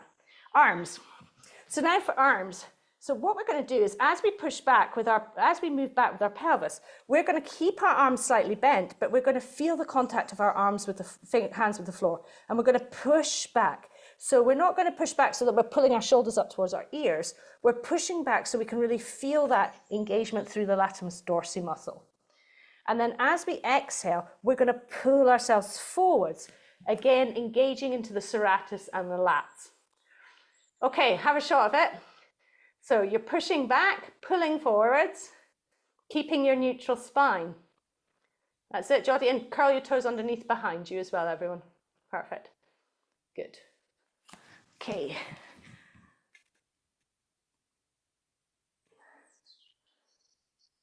Nice awareness of where you start to curl. So Nicola, you started to curl ages ago. So come back. Okay, so now slowly push back. So think about your sit bones pushing out behind you. So you're starting to curl there. Now stop and release your sit bones. Now keep coming back a little bit further. And release. And yeah, good. And then keep coming back a little bit further. And release. Can you feel the difference? Yeah? So you've definitely got some tension in your glutes. So we want to just really, that's it. It's like Beyonce bum. Think about Beyonce bum as you come back into this pose. What a lovely Beyonce bum. Yeah, so just really feeling where that moment is where you start to tuck. Yeah, there, and then, yeah, and then adjust. Now you're feeling it. Good. Good. So you just want to come back that far. It doesn't have to be, and this is what I get over to people, they don't have to be able to get all the way down, all the way down, all the way down initially. We're just starting to tease their glutes into functional activation and their pelvic floor into functional activation. They don't necessarily have to be able to get all the way down, all the way down. See, I start to tuck there. So, you know, I'm starting to tuck at the end of range still now, all these years later. So it's just really focusing on that for you personally, where that is in your body. So let's do another one of those. So hands directly underneath our shoulders.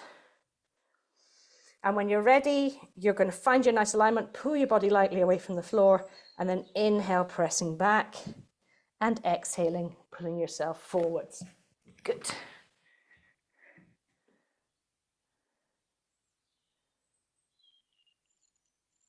Yes, Nicola, much better. So Sue, did you feel yourself start to tuck there? Yeah, so you need to stop before that tuck starts. Caroline, very good. Nice glute expansion. Don't suppose many people say that to you guys, say, nice glute expansion. Some of the chat on my face say. So, we're going to do this in Maya as well, so that we give a rest for our wrists in between. I do have wrist strengthening exercises I do with clients as well, because it's really important to have strong wrists. So we're going to come down into Maya. So we're going to come to our box first, and then we're going to place our hands with our elbows. So this means that the people, especially if you've got people who have wrist issues, they can come down to this position straight away. So from here, remember our eye line is back towards our knees. So we're just going to do a static pose first. Pressing our heels lightly away, lengthening from our coccyx to the crown of our head, thinking about drawing our arms and feet and knees slightly away from the floor, and then 3 nice slow breaths. Good positionings. Good.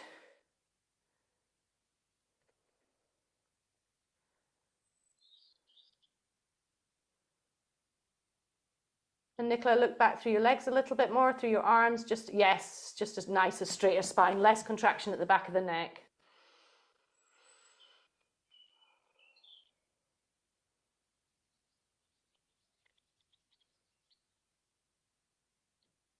Good. And once you've done your 3 breaths in your apnea, here we're going to do exactly the same as we did in the Gaia position. We're going to inhale, and as we inhale, we're going to press back with the pelvis and push back with the hands, just making sure we don't start tucking. It's harder to tuck in this position, actually.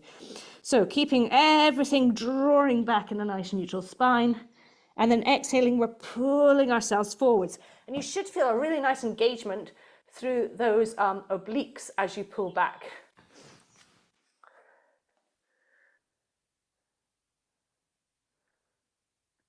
Good. And Anna, toes curled underneath. Got that posterior engagement. Jyoti looking back through your knees a little bit. That's it. Perfect. Sue, make sure you're not tucking that bum. Sue Napier. Yeah, that's far enough for you. Start to tuck. Come forwards.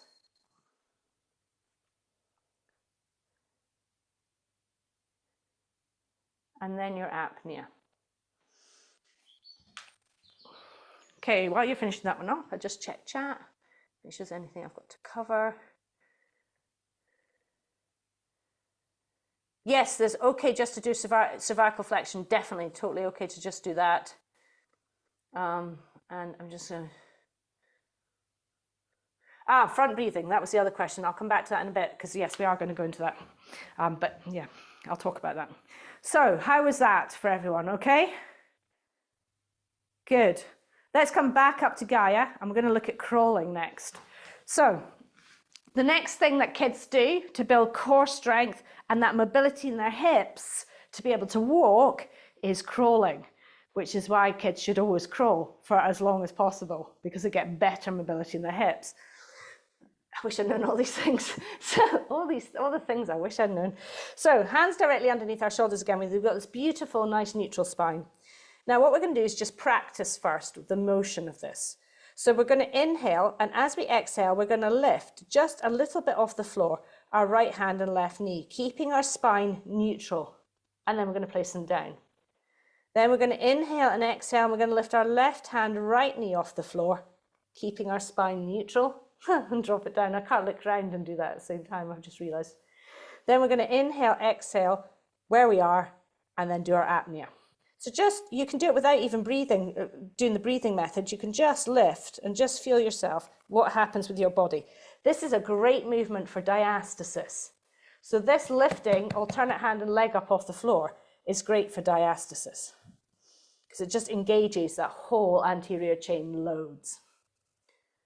Good. Now what we're going to do is we're going to add crawling in. So tucking those toes underneath, we're going to inhale.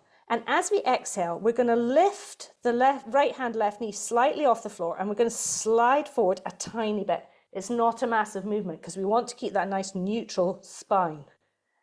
Then we're going to inhale. And as we exhale, we're going to lift the left hand, right knee and slide them back to meet the other ones. Then we're going to inhale, exhale, and perform our apnea. And then I'm going to give you some time to practice because I'm going to ask you to do something else too. Okay, so the reason we don't take big steps forward is this. When we start to take big steps forward, things start to go wrong. So we start to prowl. So people will start to drop their rib cage.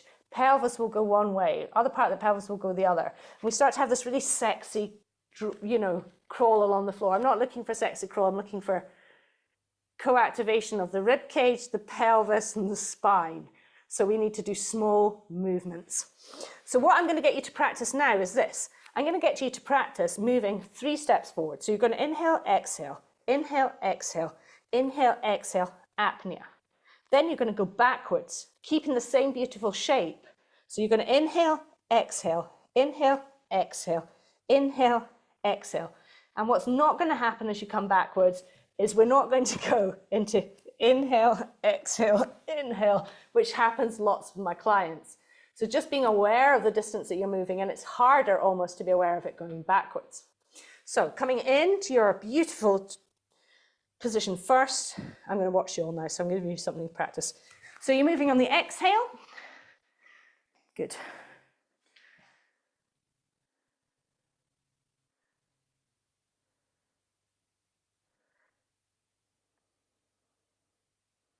Nice.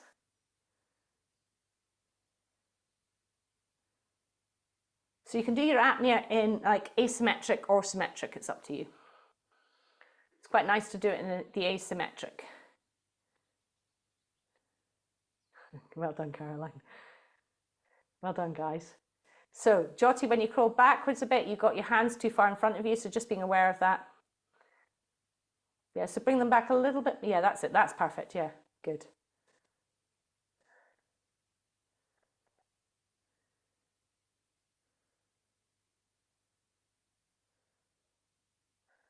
Tremendous fun, eh? All this fun you can have on your hands and knees. Okay. How was that in your bodies when you did that with the crawling? Any observations, comments? Nice apnea, Nicola. I just asked something. I was just looking at everyone else doing it because I can't at the moment. Yeah. Is it necessary to move the hand and the knee at the same time, or can you sort of do knee hand or hand knee? Because To people get are the doing most, different. yeah, to get the most activation both at the same time, lifting both at the same time, yeah, rather than doing one. So yeah, trying to lift both absolutely and utterly at the same time. Activates opposite sides asymmetrically. Yes, it does. Good. Yeah. So we're trying to lift at exactly the same moment. And this, I mean, this comes from a diastasis movement pattern as well, but it also comes from kids moving because they move like that. They don't move like giraffes. Yeah. So okay. Are we keeping the toes tucked as we're Yes. moving? Yeah. Yes. I think that's the bit I was struggling with. I wasn't. My feet kept going flat. So yeah. That's why it's good to take is to take it nice and slow. So when you inhale and then you exhale, and you've got that inhale to just remember where everything ought to be, and then you use your exhale to take the next step forward. It falls into place much quicker once you've practiced it for a while. I'm giving you a lot of information in a really short time, Ross. So, you know, I'm like, here, have all of this. So we can't do crawling in Maya for obvious reasons, because it would be a really clunky experience for everybody's body. So we're going to stay in our hands and knees just for a little minute longer, and we're going to look at leg extension. So what we're going to do here is we're going to use, and then we're going to combine everything. It's so much fun when we combine. So we're going to inhale, and as we exhale, we're going to take a step forward with our right hand, left knee. Then we're going to inhale, and we're going to exhale, and we're going to slide the knee that's furthest forwards out behind us. Then we're going to inhale, exhale, and during that last exhale, we're going to lift the leg up off the floor, keeping the pelvis square to the floor and keeping the spine neutral. And then we're going to perform our apnea. Now, I'll talk through it again because it's optional for the leg lift. A lot of my clients can't manage the leg lift without losing their core stability. So when they take the step forward, they inhale, exhale, slide the leg out behind them, and then they inhale, exhale, pause and hold it here, which is also fine. And some of them, because they can't lift it up and hold it until they do their apnea, they do the same thing. Inhale, exhale, apnea, and only during the apnea do they lift their leg up. So there are lots of different options for different people's bodies, which is really important to have. So let's try it the easy way first, and then let's do all the different ones. We'll do different sides, and then we'll come off our wrists for a bit. So hands directly underneath your shoulders, gazing towards your hands, pressing your heels away, lengthening through your spine. We're going to inhale. As we exhale, we're going to take our right hand, left knee forwards. Then we're going to inhale, just finding that lovely neutral spine. Exhale, slide the leg out behind us. Then we're going to inhale. Exhale, keep the foot on the floor and perform our apnea. And then during the apnea, we're going to lift the leg up. Now we only want to take the leg as far as our pelvis, because if we take it any further, we start to compromise that neutral spine. Good, nice. Good, and then bring it back down. Then what you would do is bring it back to where it was, and you take an inhale, exhale, step forward with the next one. So we're doing the other side. If you come out of it though, you can inhale, exhale, step forward with the left hand, right knee. Then inhale, exhale, slide the right leg out behind us, keeping your pelvis neutral and your spine neutral. And then you're going to inhale, exhale, lift the leg off the floor and perform your apnea.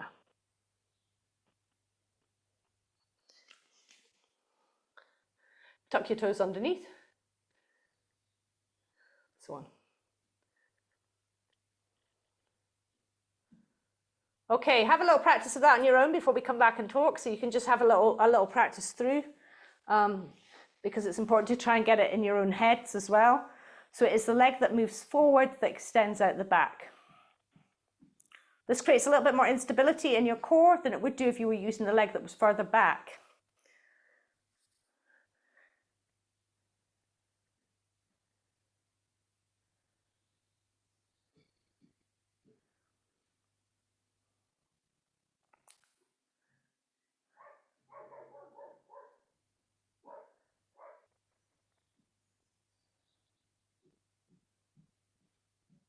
Good.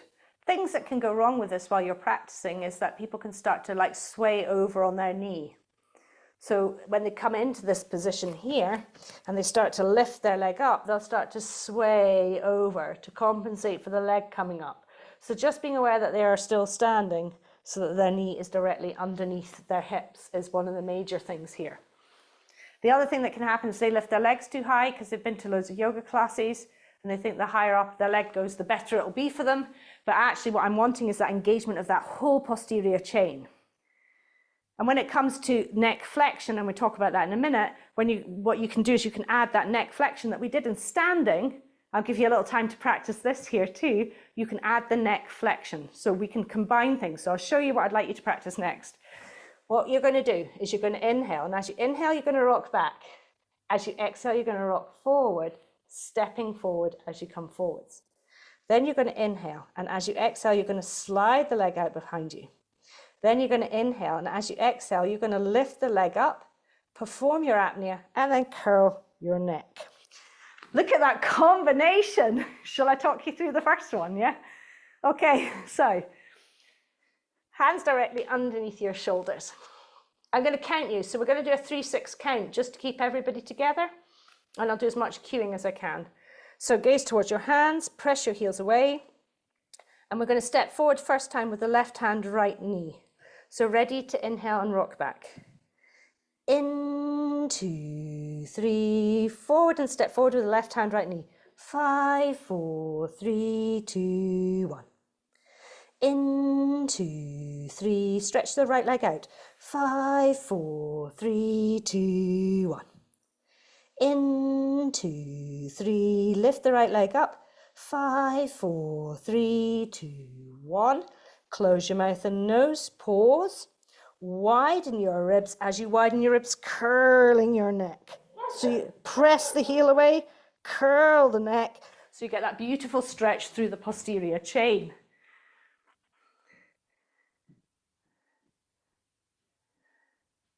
Good, Vicky, make sure you're not dropping your rib cage down. So your rib cage has dropped a little, the bottom of it. So push the bottom up a bit. That's it. Yes, there, good. Okay. How was that in your bodies, guys? This is definitely a video you're going to have to go back over, eh? So we're going to try that again on your own. So remember, it's a rock back into a step forward. Then you start that same process. So hands directly underneath you to start with. And remember, the rock back is just bringing you into a nice move forwards. The way little kids do. They do the rock back and then they do the move. Rock back, move.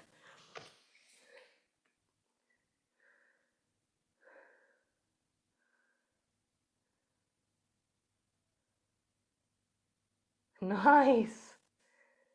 And then when you do the apnea, start curling the head. So as the apnea progresses up through your body, you're adding the neck curl to add that extra stretch through those spinal extensors and the posterior fascia chain.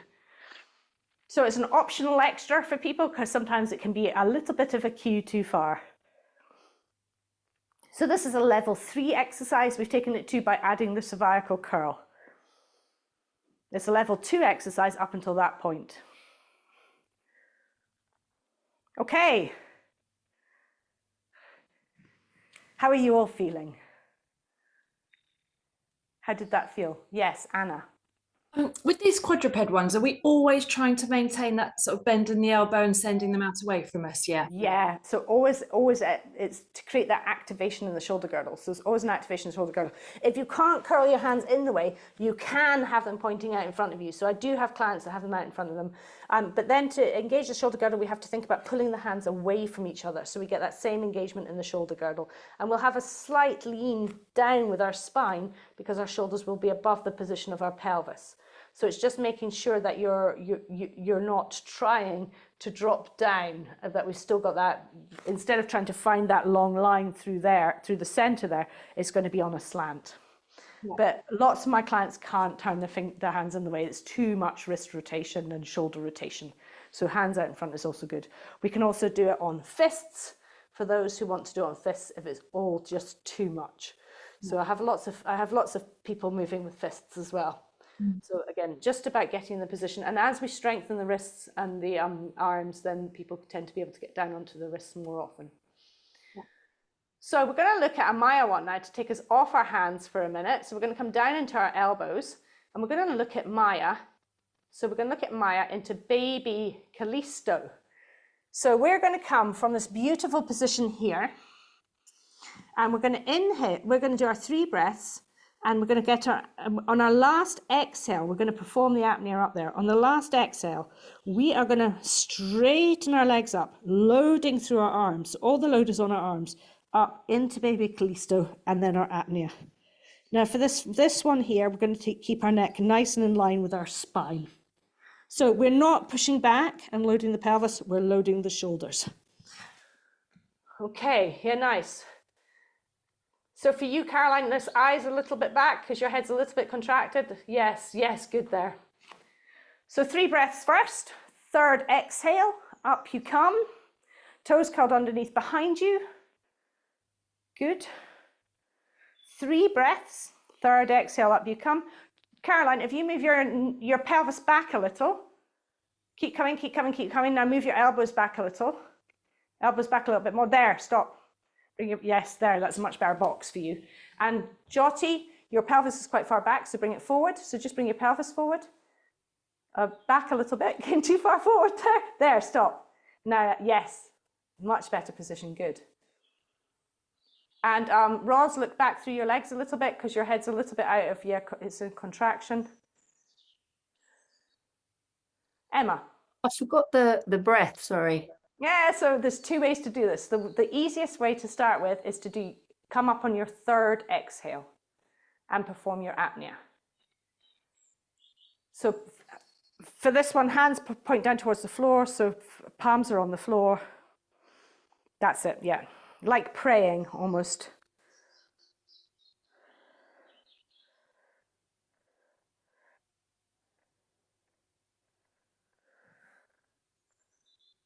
Nice.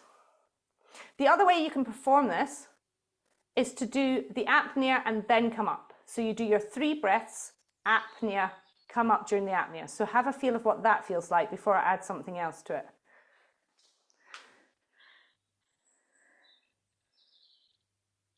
Sue. Hi, can I just check the legs straight position? I was getting more into a plank. Should I have my bottom higher in the air? Yes, so bottom higher in the air. See it? So yeah, because we're totally loading the shoulders. So we're not changing the orientation of our feet at all. So we're going from our position that we're in and we're pushing straight up. Thank you. I'll try again. And again, this is about expansion through the glutes. So we want to make sure those glutes are fully stretching out, having a great party up there. Okay, so Nicola, bring your elbows back just a little bit to start with. There, good. That's a much better position for you. Good.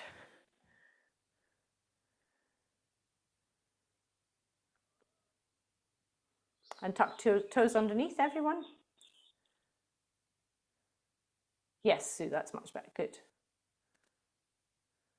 So it's like an A-frame. It's like a mini A-frame. This is probably one of my favorite positions. Everybody always looks slightly different in this because we've all got different shaped legs, different shaped upper bodies.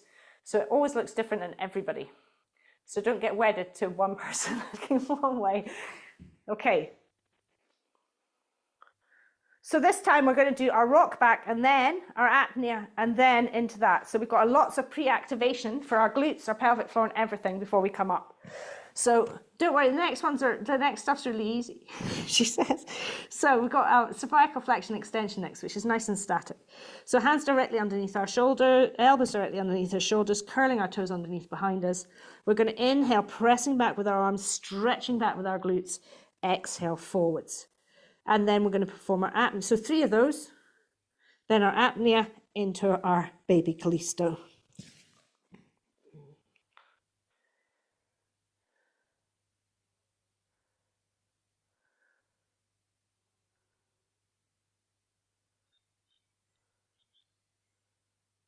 Yes, nice, Helen. Yes. Good. Head back, Ross. It's really contracted neck, so look back and just make sure that head is in line, yeah? Really be aware of head position. Good. Okay, so now that you're all beginning to grasp that and love that one, we're going to do it on our hands and knees. So we're going to come up and do it up in a full pose, so into full Callisto. And after this, guys, we're going to come to a nice sitting position and look at like extension and flexion, so you have a little rest. So what we're going to do is this. There's 2 ways to do this, and the first way is this. We want to keep a nice neutral spine for the first one. We're going to do 3 breaths. On the 3rd exhale, we can do this on an exhale or an apnea, but let's do an exhale first. On the 3rd exhale, we're going to push ourselves up, keeping our head in line with our spine. And again here, we're loading our shoulders. And then we're going to do our apnea. So it's like an A-frame, like a proper A-frame. So that's our first one. And then we're going to come back down. So we're going to do our apnea at the top. So hands directly underneath your shoulders. Again, if you need to, you can angle your hands out the way for this one. So fingers are pointing towards the end of your mat instead of in towards each other. So find your position first. Press your heels away, lengthen through your spine. 3 breaths. 3rd exhale, push yourself up, keeping your head in line with your spine, apnea.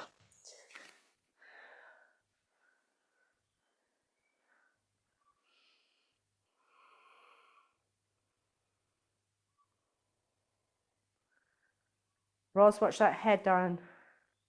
So look back towards your knees a little bit. There, good. So don't pull back into your pelvis, load your shoulders. So being mindful with this pose, this is not a downward dog. So we are not coming up into this and then sitting right back into our heels into a real proper A-frame downward dog. We are loading our shoulders. So it's as if instead, as if we're going up into a handstand. So when we come up into this, we're pressing through our hands as if we're coming into a handstand. So it's much more of it's almost like we are, in a moment it's going to feel like we're about to go into a somersault. But in this position, it's like, oh, I'm about to push up into a handstand. And if I could do one there and show off, I would have, but I can't, so I'm not going to. So think about, yes, that's much better, Jotty. You're loading the front. We're trying to build strong shoulder girdles and strong back muscles. So we want to, we're building strength through loading. That's the word I'm looking for. We're loading the tissue. Okay, you can also try coming up in the apnea. So do your 3 breaths, apnea, and come up during the apnea. So find your beautiful square frame first, and then apnea and come up during the apnea. Be mindful of head positions. Before I make this an even more joyous exercise for you. Not long to go. We've got about 2 more push-ups to go for wrists. If you've got wrist stuff, what you can do is put your wrists out in front of you, and then what we do is we pull our hands back, but at the same time we push forward. So it's as if we're pushing this way, but our hands are here. So this works for both hypermobile and non-hypermobile people. So we want to be pulling back with this hand, pushing forward with the hand that's been pulled back. So this gives you a stretch through that wrist, which will really help with any tension you're building up, or could be potentially building up, and then do the same with the other one. And you'll find it really relieves any of that kind of icky feeling. The reason we push forward is I have so many hypermobile ladies, they get the same stretch without actually overextending the ligaments, which is really important. Okay, so let's do this full pose. So that was with a nice neutral spine. Now what we're going to do is add our flexion of the neck and flexion of the thoracic spine. So we're going to start in our box. We're going to do our 3 breaths, and on our last exhale, as we exhale, we're going to curl our neck, curl our thoracic spine, and when we can't curl our thoracic spine anymore, we're going to curl by bringing ourselves up. So we're really feeling like we're about to go into a somersault forwards, really activating through the shoulder girdle. So we're only coming up when we can't thoracically curl anymore. So 3 breaths, then our last exhale, we're curling the neck, the thoracic, and then coming up, loading here, almost like we want to get into a good gymnastics floor routine. So try it, 3 breaths, and then we're going to come up on the exhale this time and come up on the apnea next. Good, curl that neck, Nicola, bring it under, that's it, and push the thoracic spine forward as if you really want the back of the thoracic spine. So if you want to push your shoulder blade, yes, that's it, good. Nice.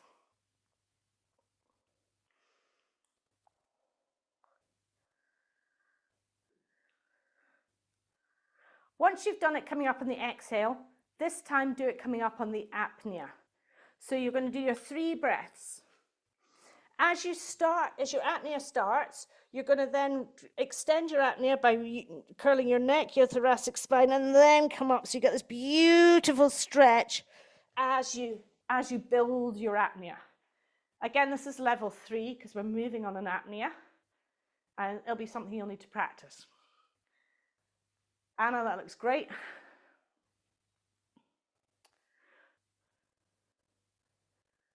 So again, if people have got spinal issues going on, like ankylosing spondylitis and things like that, I'd keep them in a neutral spine when they're coming up, not coming up into a curl. Good, nice. Curl that head, Roz. We're curling now. So curl neck, curl thoracic, push that back of the thoracic spine forward. That's it, good, good, good, good. And try and put the heels towards the floor, Nicola, so you're not, yes, now, good, now, that's it, perfect. Nice shape. Good, so again, we've all got different shapes when we do this. So we're looking for that activation of the posterior chain. So the difference, Nicola, with what you were doing, which looks great still, so all of them look great, is when you were coming up, you were like really, but the minute we start to pull our heels down, we start to stretch more of that posterior chain, which is what we're looking for. Good. And I have clients who go, do I need to get my heels to the floor? No, you don't need to get your heels to the floor. What we're working on is that stretch. So what we're trying to do is get the forehead, the eyebrows as far away from the heels as possible via the posterior chain. Yes, lots of people find that easier on the apnea than doing it on the, getting up there and then doing the apnea. Yeah. Any other questions, comments, observations? Yes, Caroline. When we push up, are we straightening the elbows or are we still trying to keep them bent? We straighten the elbows there. Yeah, I should have said, sorry. Sorry. So much going on, man, in that pose. So yeah, they're not straightening fully, so we're never going to full extension of the elbows. They're always soft, but they will lengthen there to get us into that A-frame. Good, so all the fun of the fair with quadruped. Now what we can do is combine things together. So we can do, I'm going to give you about 5 minutes to play with combinations, but I'll give you an idea. So what you can do is you can do, oh, I've got to give baby bear as well. I'll do one more. I've got one more pose to show you and then we're done. So the other one we can do is do our 3 rock back positions, apnea, and during the apnea, we just hover our knees a little bit above the floor. So have a shot of that one to challenge you first before I give you some options. So this is just baby bear. This is like a bear plank, which is in just about every exercise modality. So we've got the beautiful rock back position just to give us a rest on our wrists to start with and preempt what's going on with the rest of our body. Then apnea, and just we want to hover our knees. It's easier if we take our knees further away from the floor, so just hover.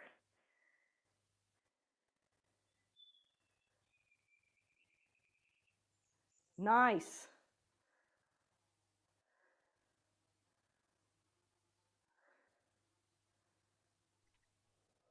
Can I ask a question, Abby? Yes, please. In Pilates, we're really, really strongly told to make sure that our clients never hold their breath because of raising the blood pressure, stroke, all of that. And yet this really feels like a very loaded position where we're really kind of holding our breath. So Yeah, it's, so this is all hypopressives is not for people who have, when they do the apnea breath is not for people who have high blood pressure. So yeah. that's in the contraindications. So what happens when we do apnea and we load like this is, yes, the blood pressure will raise, but and yes, the oxygen levels will decrease in the body. But the minute you take a breath in again, the laws of hypoxic training are that your body will use the oxygen much better and get to all the extremities much better. So we're actually increasing the body's ability to get oxygen to all the capillaries and everywhere else. But yes, there is there is the potential for an increase in blood pressure, and there is obviously a drop in the saturation of oxygen while we're doing an apnea breath. Yeah. Okay, would you say there's any age contraindications, or would it just depend on someone's fitness? There's no age contradictions at all. No, I've got clients in their 90s doing this. So wow. Yeah, she is pretty phenomenal. Like, but she puts everybody else to shame. She does all the really hard stuff. Wow. Yeah. Okay. So thank you. Yeah, that's fine. But yes, there is the potential for a rise in blood pressure. And these poses that I'm teaching you, these ones where we come up and hold the breath and do all of this, are much harder poses. So the majority of I do classes that are beginner. I do mixed ability, but I say this is an advanced class when we're doing this. So, and I give people options.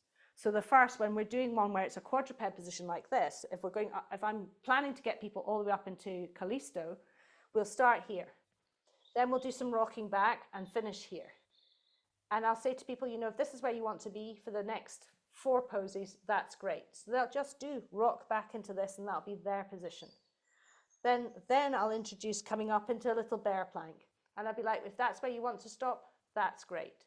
So we'll do our rock back. Everybody will do rock back. Some people will stay here. Some people have an option to hover. Then the next one is they'll do the rock back.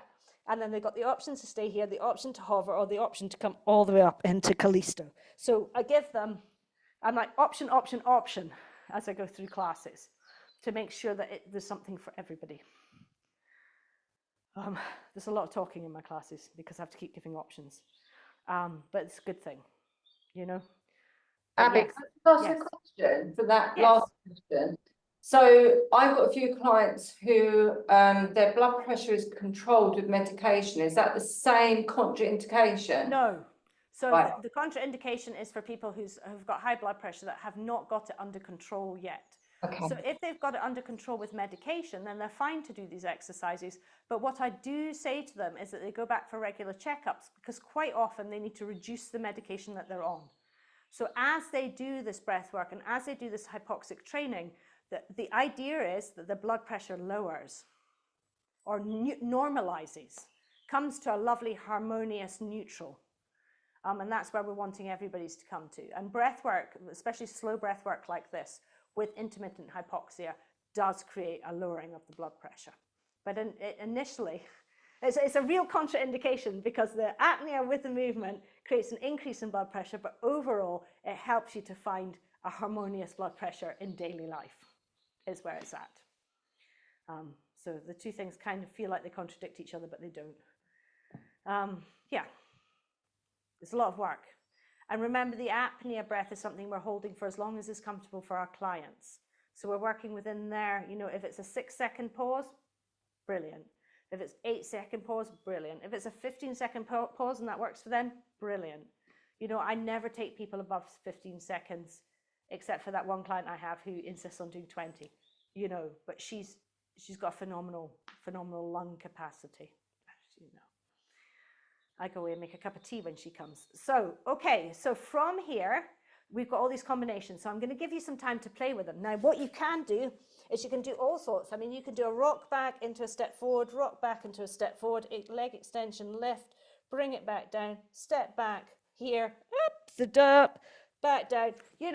There's so much for you to play with. Just have a little remembering of what you think you can play with.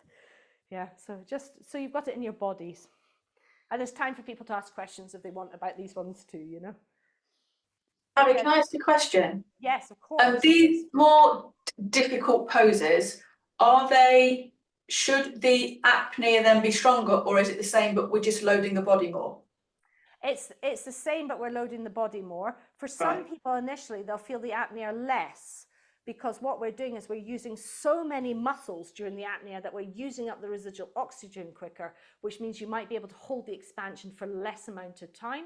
Or you might feel that you don't quite get the same expansion because we're already in such an, especially when we come up, the serratus is so engaged already that people feel, they go, oh, I can't get the same apnea. But when you look at their bodies, they're getting exactly the same apnea. It's just that they're not feeling the action so much. Yeah. Okay, thank you. We're creating greater stamina and greater lung capacity in these because we are using the residual. We've got so much more going on during that intermittent hypoxia.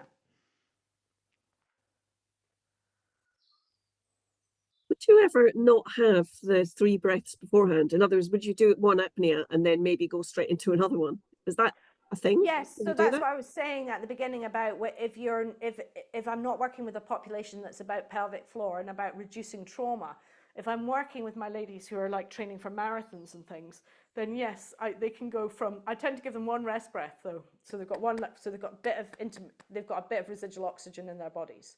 Okay, so that's really just for athletic performance. Yeah, to improve stamina. Right. So, or I mean, as well, I mean, you could use it as people progress. If they're perhaps with you because they've got asthma and they're doing breathing for asthma, perhaps as they go through, you could reduce the rest breaths down, so they get to use more of their residual oxygen capacities. Brilliant, thank you. That's okay. We've got one more pose after this, actually, before we go to sitting. I lied a little bit. Have we got a list somewhere of all these wonderful, because I hadn't heard about it for asthma before. Tell us all the things it can benefit then, all the different conditions. So any breathing condition at all, it can benefit. The apnea not for COPD, but the breath work for COPD really benefits COPD. Huntington's disease, Parkinson's disease. There's a whole list. What I can send you is a huge. Do I have all the positives on it? I'm not sure I do. I've got loads I did for Moonrise for my on-demand program. But the positives are anything to do with creating better lung function. There's better recovery times after sports exercise. There's when you start doing an exercise like at a reasonably high level or at any level, you have a wall. You might go swimming and the first 20 minutes are like, oh my God, why am I here? And then after that 20 minutes, you're like, hey, I could go all day. That's your wall. And once you've been doing this breath work for a while, the wall gets closer and closer. So instead of having 20 minutes of feeling, oh, you have 5 minutes where you're like, oh God, what am I doing here? And then you're like, yes, you're in your zone. So what this work does with the lung function and with your body is bring the wall closer to you and bring your recovery times much, much quicker as well. So for sports fitness and things, it's amazing. And it's used, I mean, one of my trainers is a triathlete in Ireland, and she uses it for all her triathletes she now trains triathletes, but she does it for all of them who are doing all these like triathlete Ironman competitions and everything, and it improves their personal bests. I've got another trainer who uses it for weight training, so she trains weight trainers and women from pelvic floor dysfunction to strong with weight training. And they've had amazing, much better, stronger cores for lifting weights. They're not having to use things like belts to push into. It's just been huge difference for her ladies when they're lifting weights, and also better recovery times as well.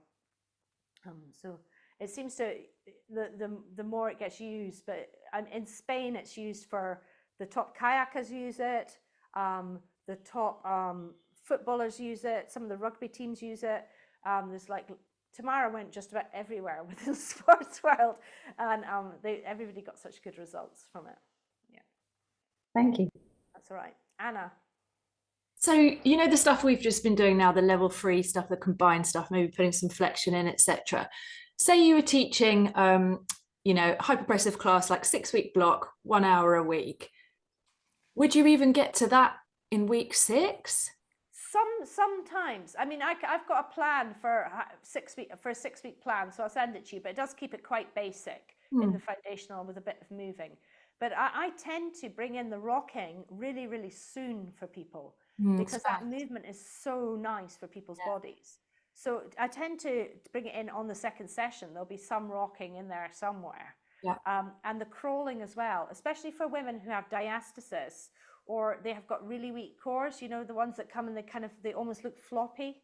I bring in crawling really, really soon, like within this, probably the second session. I'll teach them the quadruped position, teach them rocking, and teach them crawling in their second session. Right, okay, thank you. Yeah, when you're loading the shoulders and loading the wrists, yeah, in 6 weeks, no, probably not going to get there. Yeah, okay, thank you. Yeah. But what you can do, Anna, is do a 6-week block with them and then do some master classes where you just focus on, so you get those same people back in to do a masterclass workshop where you cover the kind of build to the harder pose. That's a really nice idea. And I was thinking if, you know, obviously we've all got Pilates clients who are really in touch with their bodies. And my God, that's just going to give them a massive head start from taking someone cold off the street, isn't it? Who just doesn't even really know what their ribs can do. So yeah, it's a really good idea to link the two. Yeah. Yeah, master classes are a great way into the harder poses. And then you can, rather than having to run a whole nother block, you know. Okay, so we are going to go into the bottom one. So this is the last quadruped position, which I didn't teach you in foundation because we run out, I've got time frame things. So this bottom quadruped position, like we've got 3 arm positions, 1, 2, 3, we have 3 quadruped positions, Gaia, Maya, and Isis. So Isis is the most tough on people's shoulders. So it's, I've got 2 arm positions. So I'm going to show you both, and we're going to get you practice both. But my rear end does nothing different. It stays exactly the same. All we're doing is changing the orientation of our diaphragm to our pelvis. So we're going from here to here. The full pose, we bring our fingertips together. We press our elbows out towards the side, and we bring our forehead lightly onto the floor. So it's our hairline, and it's brushing the floor as if there's a feather between it and the floor. So we're not putting any pressure on the head and the spine. So it's almost like we could keep lengthening forever. And when we're in this position here, we want to again feel like we're on that boiling hot floor we're gently pushing our body away from. We want to be careful we don't sit back into our pelvis here, or we don't load too far forward. So this is the full position.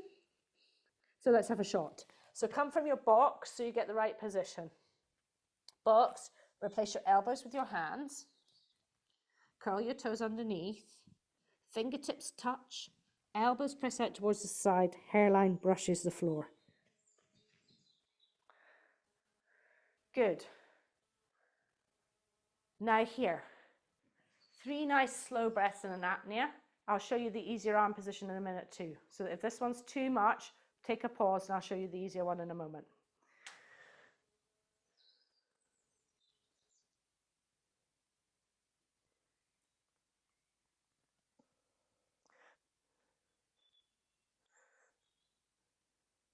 So Vicky, I'm going to get you to come back up a little bit because that's very crushed in. So when we're coming into this position, we've come from here, we push our fingertips are quite far in front of our head. Then what we're doing is we're pushing our elbows out towards the side, and our hairline should be in between our elbows, and our hands should be above our head. So that's the full pose is here. So it's quite a lot of extension through the shoulders and through the scapula, and it's quite a lot of work for most people. So I have an easier version. Yes, much better. Much better with the elbows, good.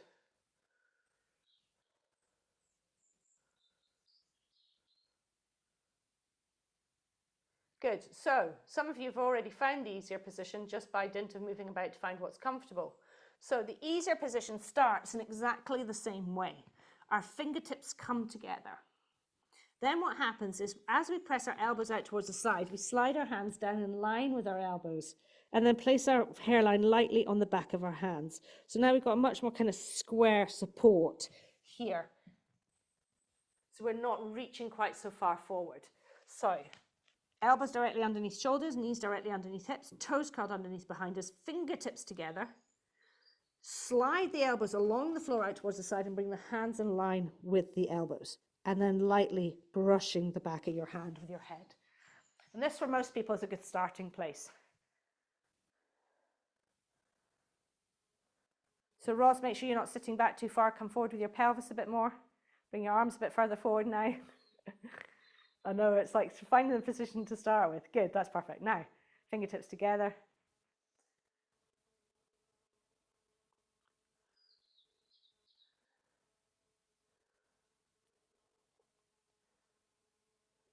Good, Vicky, make sure you're not dropping your lower ribs in those positions, yeah?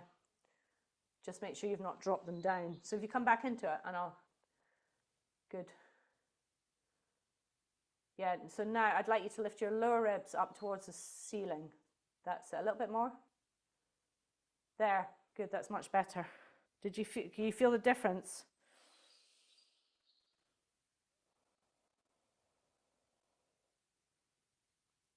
Good. So this is called ISIS. And we use ISIS as a transition pose as well. So we do the transition, we're going to do a transition into sitting. And I think we looked at this in foundation, but this is the true position we're going to use it from. Eventually ISIS, just for your heads, eventually ISIS becomes this position here, and then we roll with our head. So there's a lot of other weird, horrible stuff to do with our shoulders there. However, we're not going to do that today. We'll maybe do it in another masterclass. So we're going to come fingertips together, pressing our elbows, or whichever way we're going to come in a moment. And then what we're going to do is, as we inhale, we're going to be in position. As we exhale, we're going to cross our ankles.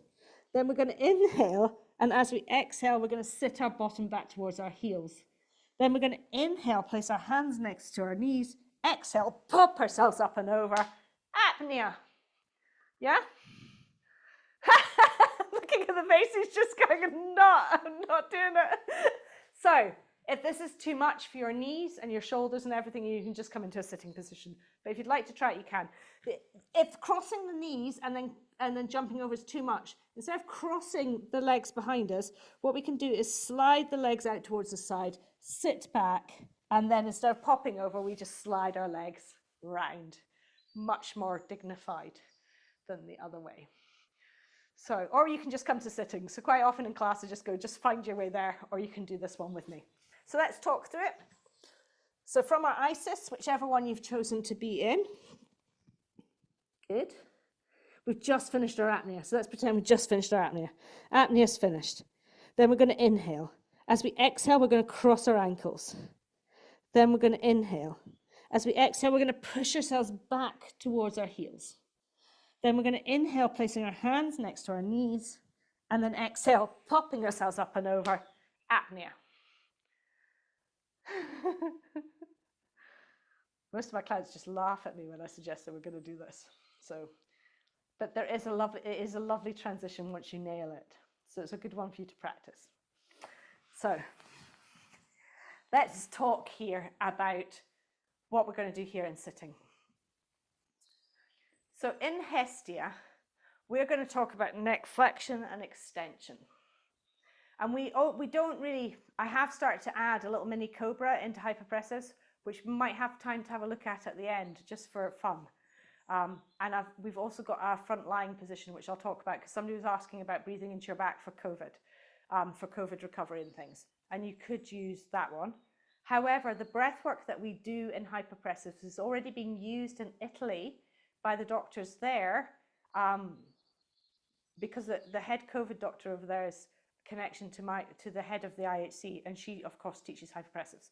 So her son has been teaching this 3D lateral back breathing, and it's being used for long-term COVID sufferers.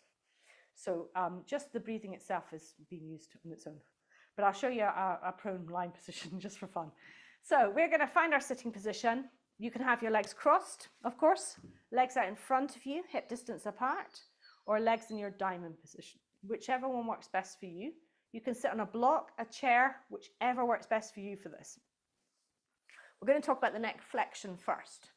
So sitting, making sure you're right on your sit bones, dorsiflexing your feet in whichever position you're in. We're going to have our hands internally rotated into first position. Gazing straight ahead, chin horizontal to the floor, ears over your shoulders. We're going to do our 3 nice slow breaths. On our third exhale, no, we're going to do it during apnea. We're going to do our 3 breaths. During our apnea, as our ribcage starts to widen, we're going to reach our head up towards the ceiling And then we're going to curl it round as if we really want to pull our eyebrows away from our sit bones anchoring into the floor. So you really feel that neck flexion. We've already been practicing. So we're going to do this one first and then do extension. So 3 breaths. You can focus as well as you inhale, you can focus on that pelvic floor stretching or widening or softening or opening.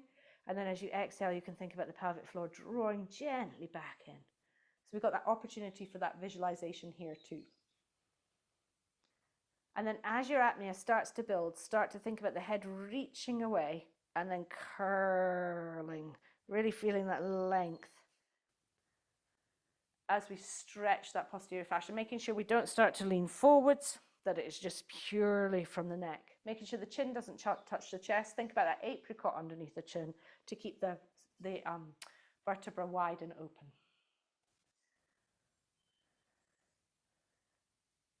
Okay, so we're going to try this with some moving arms now, because we're thinking level 2, more mobilization, yeah? So we're going to have our hands internally rotated. You're going to do your 3 nice slow breaths. As you start to build your apnea, you're going to slowly, with intention, move your hands. And as your hands come up, your head is going to curl into flexion. So take your time with it. 3 breaths first, then your apnea, and move your hands during the apnea. Good. So take your time. 3 breaths.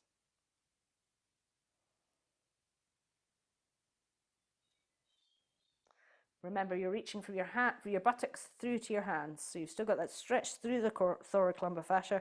So we're using the spiral chain. We're also using the posterior chain, and we're also lifting the anterior chain. So there's a lot going on in here.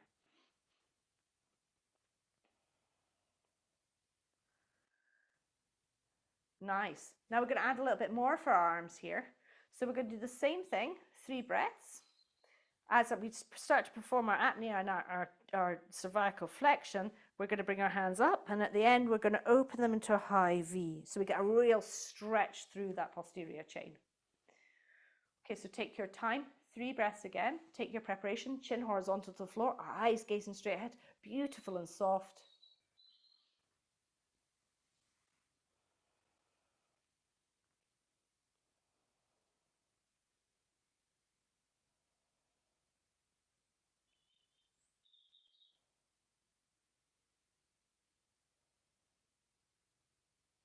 And then open them, open them, open them, still keeping that flexion in the neck. Palms face forwards. So you've gone right into your external rotation. Good. Nice, nice shapes. How did that feel doing it here in the static pose? Okay. Right, let's talk about cervical extension then. So the big thing here with both flexion and extension is to think about the idea that we want to keep a nice long neck. We're not contracting at the back and we're not contracting at the front. So sometimes I get my ladies, quite often, to think that they've got a spit going through their ears, and the spit is not moving anywhere, but their head's going to be moving. So they're rotating their ears around the spit. Okay, so that's a way to think about it. The other way to practice this is to practice it on the floor or on a wall, with a wall behind you, so that we don't start throwing our head backwards. It's really important that that doesn't happen. So what we're going to do is our 3 breaths. And then during our apnea, as we start to build our apnea, we're going to think about our sternum reaching straight up towards the ceiling. And then we're going to start tilting our chin towards the ceiling, our nose towards the ceiling, until our eyes are looking straight up. And that's going to be the end of our apnea breath, hopefully. So we're going to do it without arms the first time, because we've had lots of practice of the flexion. So just without arms first, just focusing on that idea of the rib cage widening, the sternum reaching up, the chin, the nose, the eyes. So we get this huge stretch through the anterior chain. Take your time, 3 breaths first.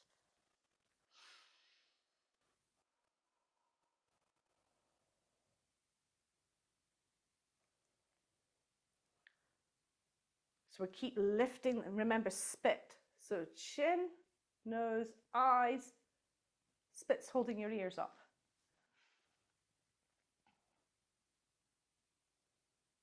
Nice, Anna, good, good, good.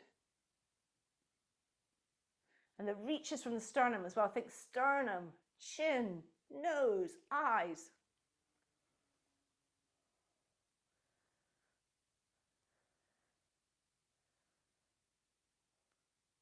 Brilliant. So we're going to add some arms to this. So we're going to do the same arms, and then I'm going to add some different arms for both of them so you can feel the difference. Juliet, did you have a question? Okay, so hands internally rotated. 3 breaths. Then you're going to start your apnea, and as you start your apnea, your hands are going to move up, sternum's going to move up, chin's going to move up, eyes are going to move up, hands are going to move into external rotation, and that's where you're going to finish. Feeling that beautiful wide opening. 3 breaths first.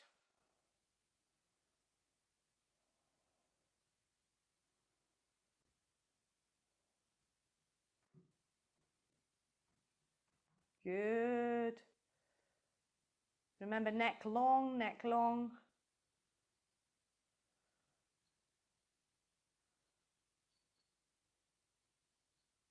And obviously, tomorrow you're going to be practicing the standing loads, as well.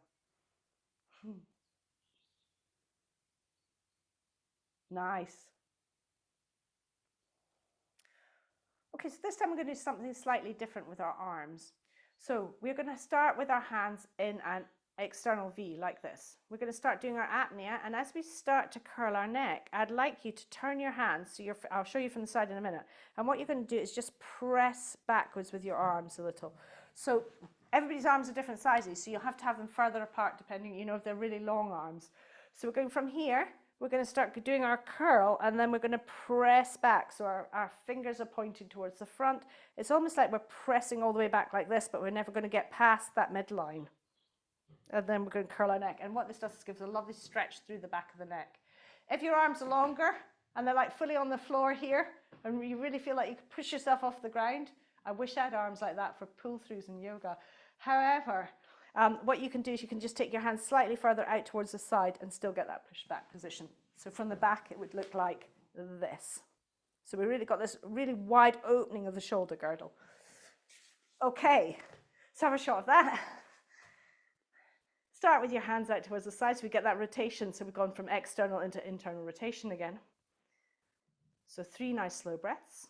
Start performing your apnea. As you perform your apnea, hands are moving back and we're slowly curling the neck into flexion.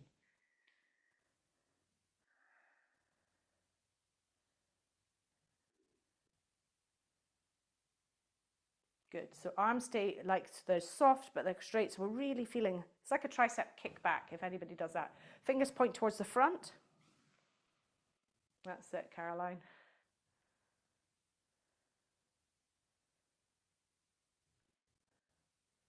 Nice, Vanessa. Good, good, good. Some really nice ones. Good.